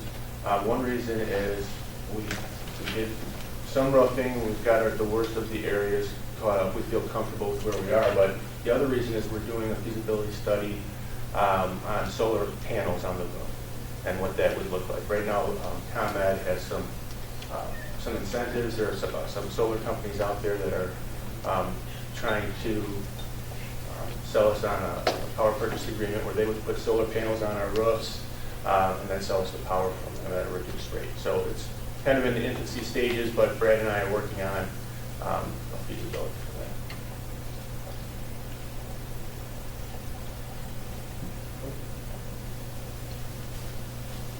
So at some point in this process, based on members of Chevy's recommendation, we'll look to have some form of prioritization as to the must-haves, the need-to-dos, and the wants. My basic work. Okay, very good. So we have a motion and a second. Any other discussion? If not, a call for a vote, please. The vote is open.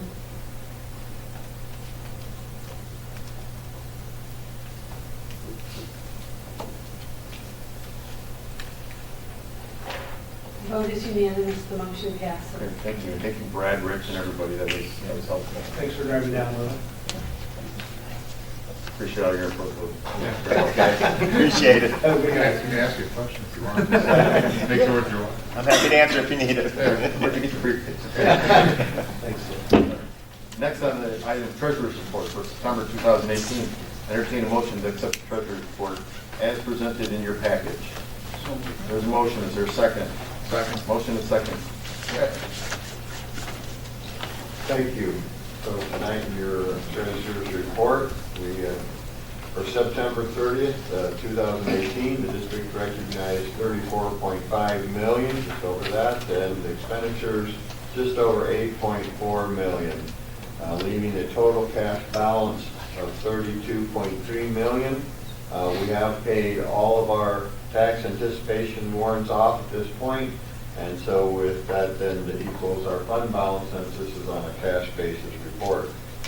I've also went through and updated the cash flow for the September actuals, and then in your packets there I compared that to what I had estimated. I want to bring one special note, and that is the second payment of taxes in September was actually higher than in the prior years for total taxes. But however, I discovered an error in my spreadsheet, and so actually I had projected it higher than I should have been. So it's created this variance on the cash flow basis. This is just where I'm expecting one to get what money's in. It's not on a budgetary basis. And then finally, capital expenditures, we projected that most of those, some of those come in October, November, and we got a larger percentage in September. That's, here again, it's just cash in, cash out, flow basis, but as far as the budget goes, we will be within budget on all those items. So with that, just entertain any questions. Is that typically what you see in the outstanding tax collections, about 3% at this time of year? Yeah, yes, we're getting very close to being finalized. I think last year we would have had just a little more outstanding because last year we would have had only one collection in September, whereas this year they have a second two collections in September.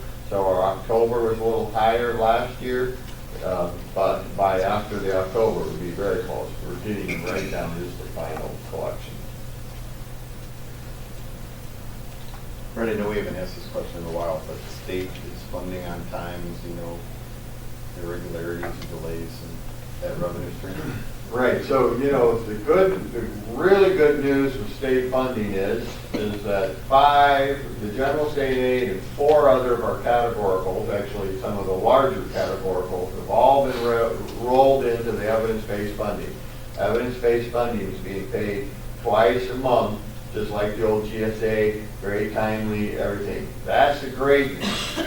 The bad news of that is I think then that's putting a little more pressure on the state. And so all we've seen to date is just our payment that the owed us for last fiscal year has come in. That's the only categoricals we've gotten. So, you know, I'm anticipating it could get a little bit of a lag because they're so current on all that other funding. But it represents a pretty small number for us. And it's about 2% overall.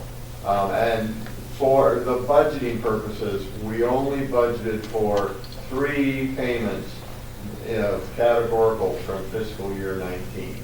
So we had planned on getting last year's and then 3 more. So right now, that's the only suspect revenue stream. Yes, yeah. Any other questions or comments for Brad? If not, we have a motion and a second. Call for a vote, please. The vote is open.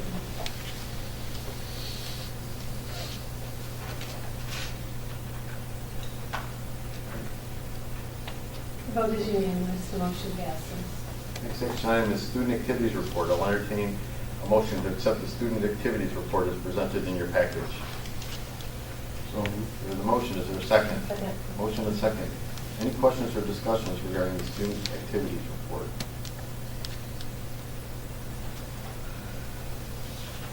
There is a request in here for the robotics club. Anybody have questions or anything about that? Okay. If not, there's a motion and a second. Call for a vote, please. The vote is open.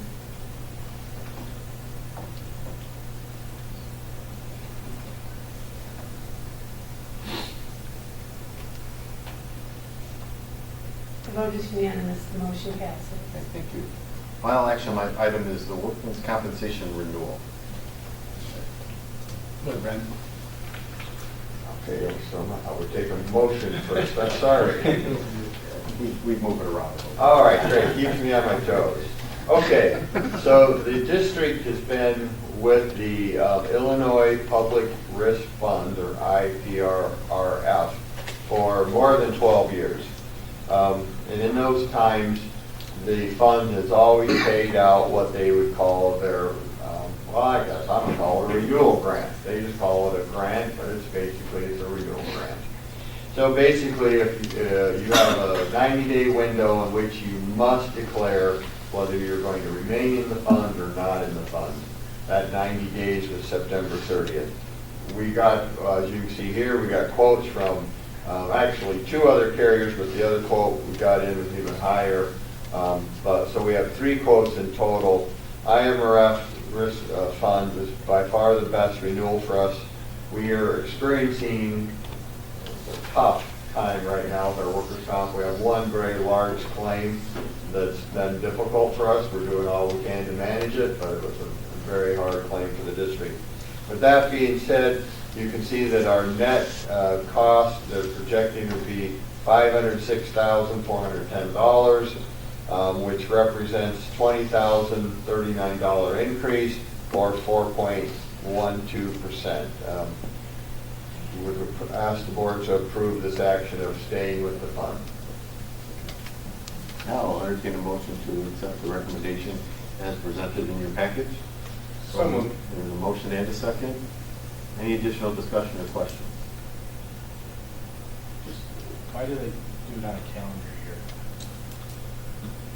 I don't know. Yeah. It just seems odd if they're doing, if they're for counties and public, that you're typically on fiscal years. Force you to do it. Yeah, I've never asked that question. But you're right, it would be. For us, it would be nice if they did it on a fiscal year. But they don't, it's on a calendar, so. Any other questions? If not, call for a vote, please. The vote is open.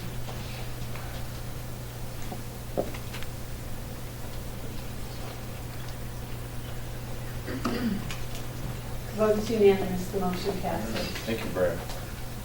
On the informational items, first informational item is for Portland Lakeway Special Education District 843, Ron. I was not able to attend that meeting, however, I did speak with the director after that. Two significant things happened. Over the summer, we went out for bid for a new broker for our workers' comp. Came in about $25,000 to $30,000 cheaper. And then when we went out for bid and got the workers' comp back, they found we were at the wrong mod. A mod is what the average is in the industry. So if it's in transportation, if you're a secretary, if you're a teacher, there's different averages for each job that you perform, and they code them as such. So I'm not sure how our former broker had the mod wrong, but we got a refund check of $80,000, $79,645 to be exact. So that was kind of nice, about $100,000 saved by switching brokers and getting the refund check and now being in the right mod. So overall, pretty significant, thanks to our business manager and to the director. Short of that, business kind of as usual. Nothing else at this point. That concludes my report. Any questions for Ron? I have a question for Brad. Can you check our mod to make sure we're in the right one? It's 0.97, and I'll tell you, the thing is, as long as you stay under 1, 1 is the average. If you're under 1, it's less. If you're over 1, then you're paying more than the average. So even though our mod went up a few tenths of a point, it's still below 1, so we're actually pretty good. Is that right, Doctor? That is absolutely correct. I was just looking to see what our mod was 0.87, and because of our claims, it's 0.94. We're still, though, like you said there, Mr. Lulo, anything under 1 is considered good. But you have to remember, back in the day, we had just a tremendous amount of time when we had great ratings, and our mod was down there substantially. But we've had a tough time this last year. Nice response. Very quick. Thank you. Next, District 210 Advisory. Yeah, so the advisory committee is continuing its discussion regarding the semester grades, which I mentioned at the last meeting, and moving to an 80-20 formula instead of a quarters formula, which is 40-40-20. Dr. Fury came and presented a teacher survey that she sent out to all the teachers. The results of that survey are that 62% of teachers would like to move to the 80-20 system, and only 18% of them would like to stay at the quarter 40-40-20 system. We also looked at area schools, and every district in the area is currently at 80-20 except for 2, which is HF and Plainfield. However, they gave indications to Dr. Fury that they are also moving to the 80-20 formula probably this school year. We'll probably finish up the discussions. We sent out a huge packet. Actually, Dr. Fury came with a big packet of every response from all the teachers, pros and cons for this. We asked the people that are on the committee to review this, come back in November. It seems that this is a good thing. I would like to see us move forward with this in November. I think that this is beneficial for a variety of reasons, which I think after the November meeting I could talk more about. So if you have any questions about this, 80-20. It's basically an open semester, so you don't stop at a certain date. There's a lot of problems with the stopping at a certain date for students, for staff, for project type-based classes. My daughter is a freshman. She had 5 tests on Friday because it was the end of the quarter. That's not necessarily ideal for kids. So, like I said, some of the project-based classes, or even English classes with essays, sometimes it's not possible to say, hey, we're going to finish this and this essay's due. So a lot of times the quarters are unbalanced. You like to think that they're balanced, but a lot of times you have to push assessments off to the second quarter. So, yeah. Any other questions for Beth? Thank you, Beth.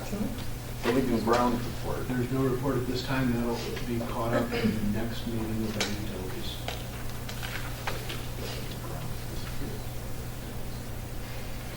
FOIA requests. FOIA report is in your backup materials for review. I'll entertain any questions if you have.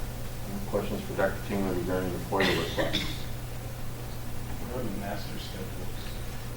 Master schedules are just the listing of all the classes in all the buildings by course code, by classroom. So it's just for lack of a better term, a booklet from each school. 5-year music equipment replacement plan. Greg, go ahead. Yes, as promised in our last meeting, we've been working with the department chairs to put together a 5-year equipment rotation plan. So this plan has been put together. It's in your packet for information. It's currently included in our 5-year financial forecast. However, each year as it comes up, so for budget year 2020 would be the first time this will come up. We will go through a reevaluation administratively, working directly with the music, and come up with what the must-have for that 2020 list. That will then come back and be presented to the board as part of the budget, just kind of similar to what we're doing with Rich. You know, Rich develops a 10-year list, and then when we get down to the 1-year list, we come back and talk about it. That's what will happen with this. So this is the, you know, the big span, the big look, and then we'll bring down each year as we then prepare for the budget for the must-haves. Are most of these purchased? Yes, these will all be purchased. Yes. Either Dr. Kingley or Brad, what do we do with the equipment then that's being replaced? I mean, do we sell it? Do we scrap it, throw it away, refurbish it, or do what? Great. So we only replace equipment when it's at end of life. And so at the point when it gets to that point, then it's recycled. So it's to the point where we sell it back and then they melt it down or they completely overhaul it or whatever. It would be part of the trade-in on the new. Yeah. Just on a go-forward basis, or when they're doing this is the music nerd in me coming up. When they're talking about instruments and replacement, can you put in there how many of these instruments there are? Like, for example, you know, bass clarinet for $7,500. Pretty stout bass clarinet.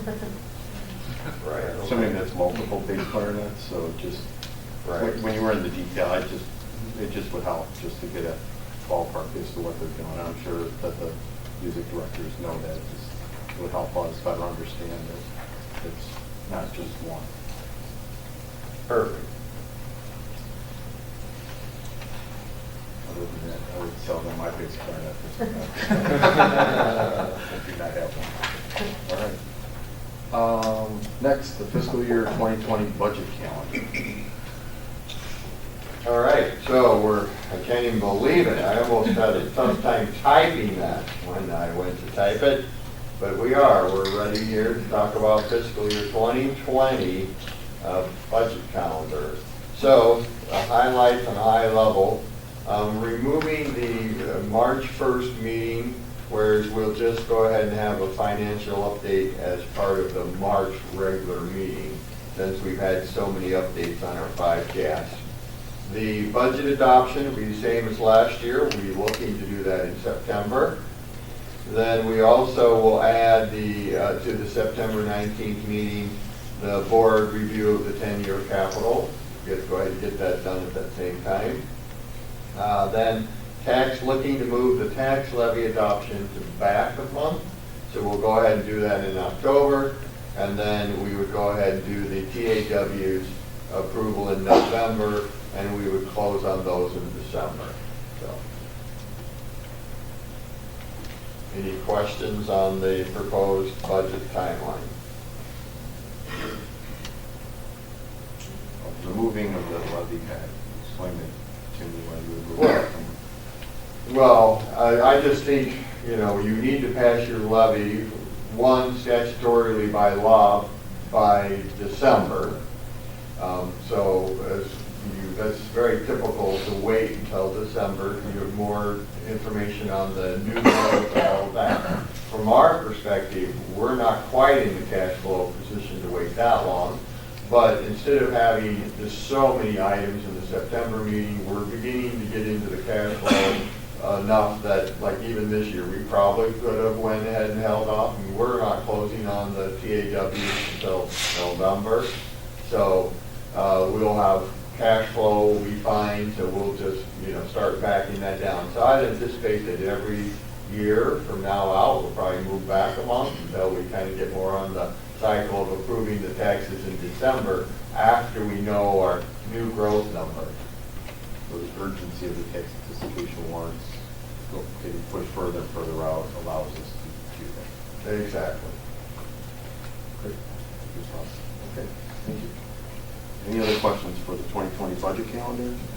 Community Relations Report. Community Relations Report is in your backup materials, and I'd like to welcome Jen Hannon. Jen's here in front. She's our new Director of Community Relations. Welcome. Thank you for being here. Asset of the month. Asset of the month for November, Internet safety and usage. Young person has clear and consistent boundaries at home, set time restrictions for computer usage at school, create strategies for communication, constructive activities, balanced use of time, and in the community, create tip sheets for parents on effective strategies. Asset of the month for November. All right, thank you. Next, IRS audit report. Brad, feel free to chime in. Here's our IRS findings. We were audited by the IRS December of 2017. They did an examination of calendar year 15-16 payroll and accounts payable records. That would be upwards of 20 million each year. So included on this would be findings for back taxes who worked additional hours and were issued 1099s instead of issuing W-2s. Also included in this would be back taxes for employees who worked additional hours were paid as independent contractors through accounts payable rather than payroll, and they were issued 1099s. And then also the non-issuance of W-9s to certain vendors. Brad, feel free to add anything to that communication. No, you did a great job. This is the first IRS audit I've ever been involved in 26 years of school business management, and I've not heard of any others. So, but it took about 6 months to complete the audit, and findings there for your information.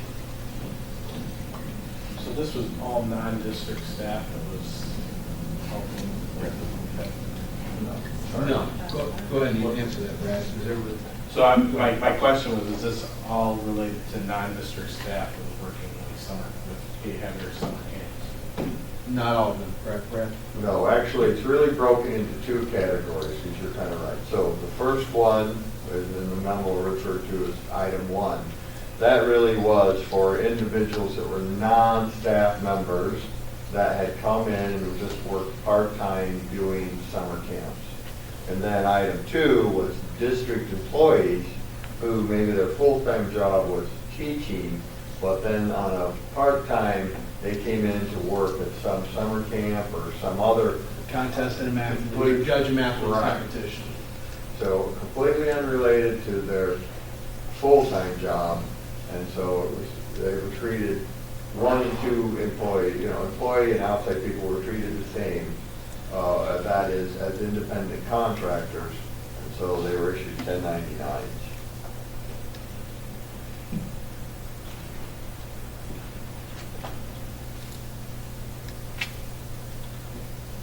Any other questions? But it's since been fixed. Pardon? I said that it's since been fixed. Correct. No longer part of the procedure. And this was from the 15-16 fiscal year? Calendar year, 15-16 calendar year. So 2 calendar years, and those all been fixed. And we've shared with our colleagues in other schools, because we couldn't find any superintendents or business managers that were aware of this. So there are others now that are making sure they're informed. I like the end of the story. Yeah. Legislative report. Nothing to report on this time, other than we did file for a grant for $250,000 of our capital projects through the state of Illinois, and we will have more information beginning in November, but Representative McDermott did pass along that opportunity. Brad and Rich were able to put together the request and sent back in, and it looks like there's a possibility of receiving $250,000 towards the security cameras for the capital projects.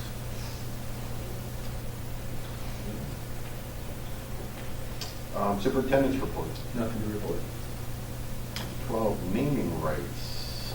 This was brought to my attention, so I'll turn it over to, in your board packet, there was the policy. So the policy be placed in there so everyone will see what it is.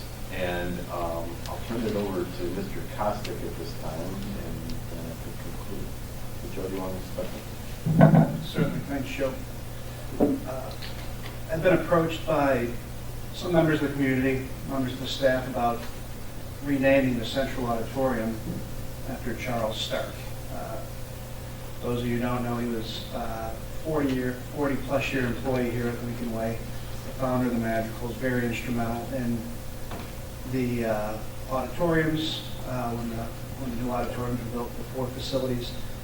So it was brought to my attention, and it obviously doesn't happen very often at Lincoln Way. So we found this board policy, and I got it by John Izzo to find out how we would go about doing this, if we want to go about doing this. And the first step, it's brought to the board, which we're doing right now.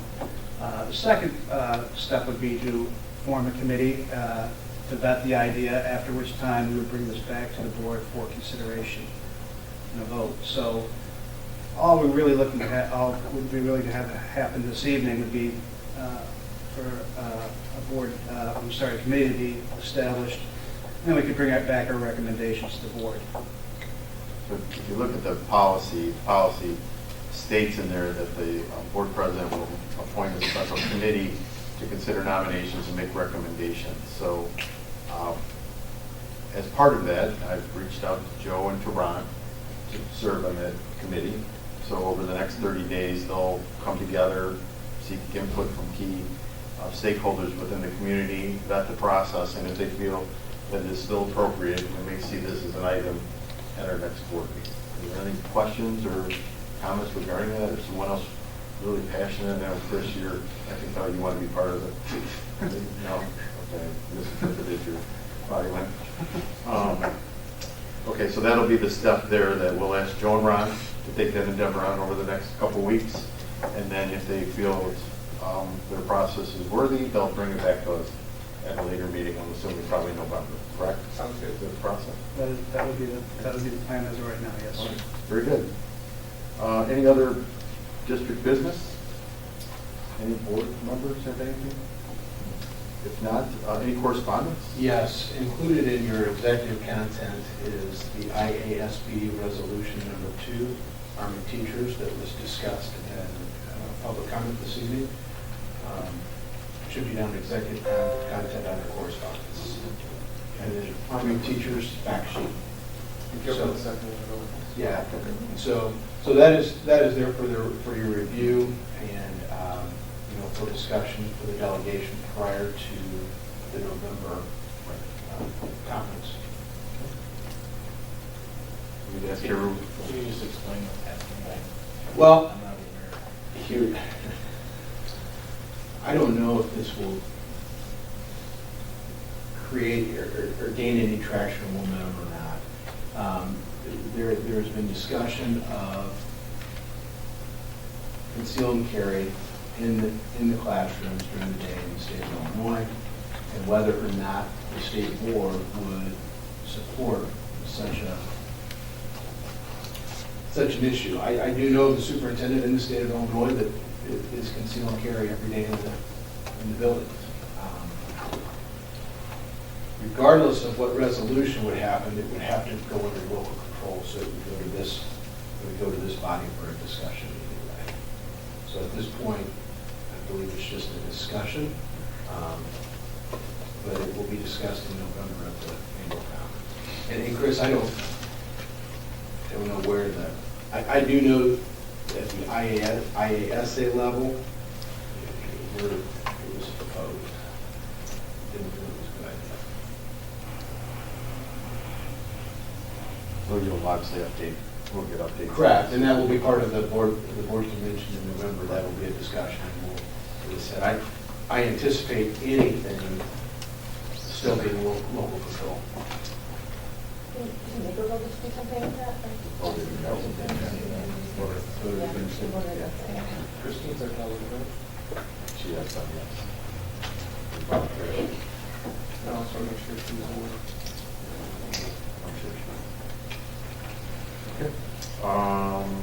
correspondence. Now, I entertain a motion to go into closed session. Items to be discussed will be established sale or lease purchase of real estate, due to disciplinary cases and litigation. Is there a motion to go into closed session? Motion in a second. All in favor, signify by saying aye. Aye. Anyone opposed? We do not anticipate any action. Correct. No action when we return. Thank you. We do not.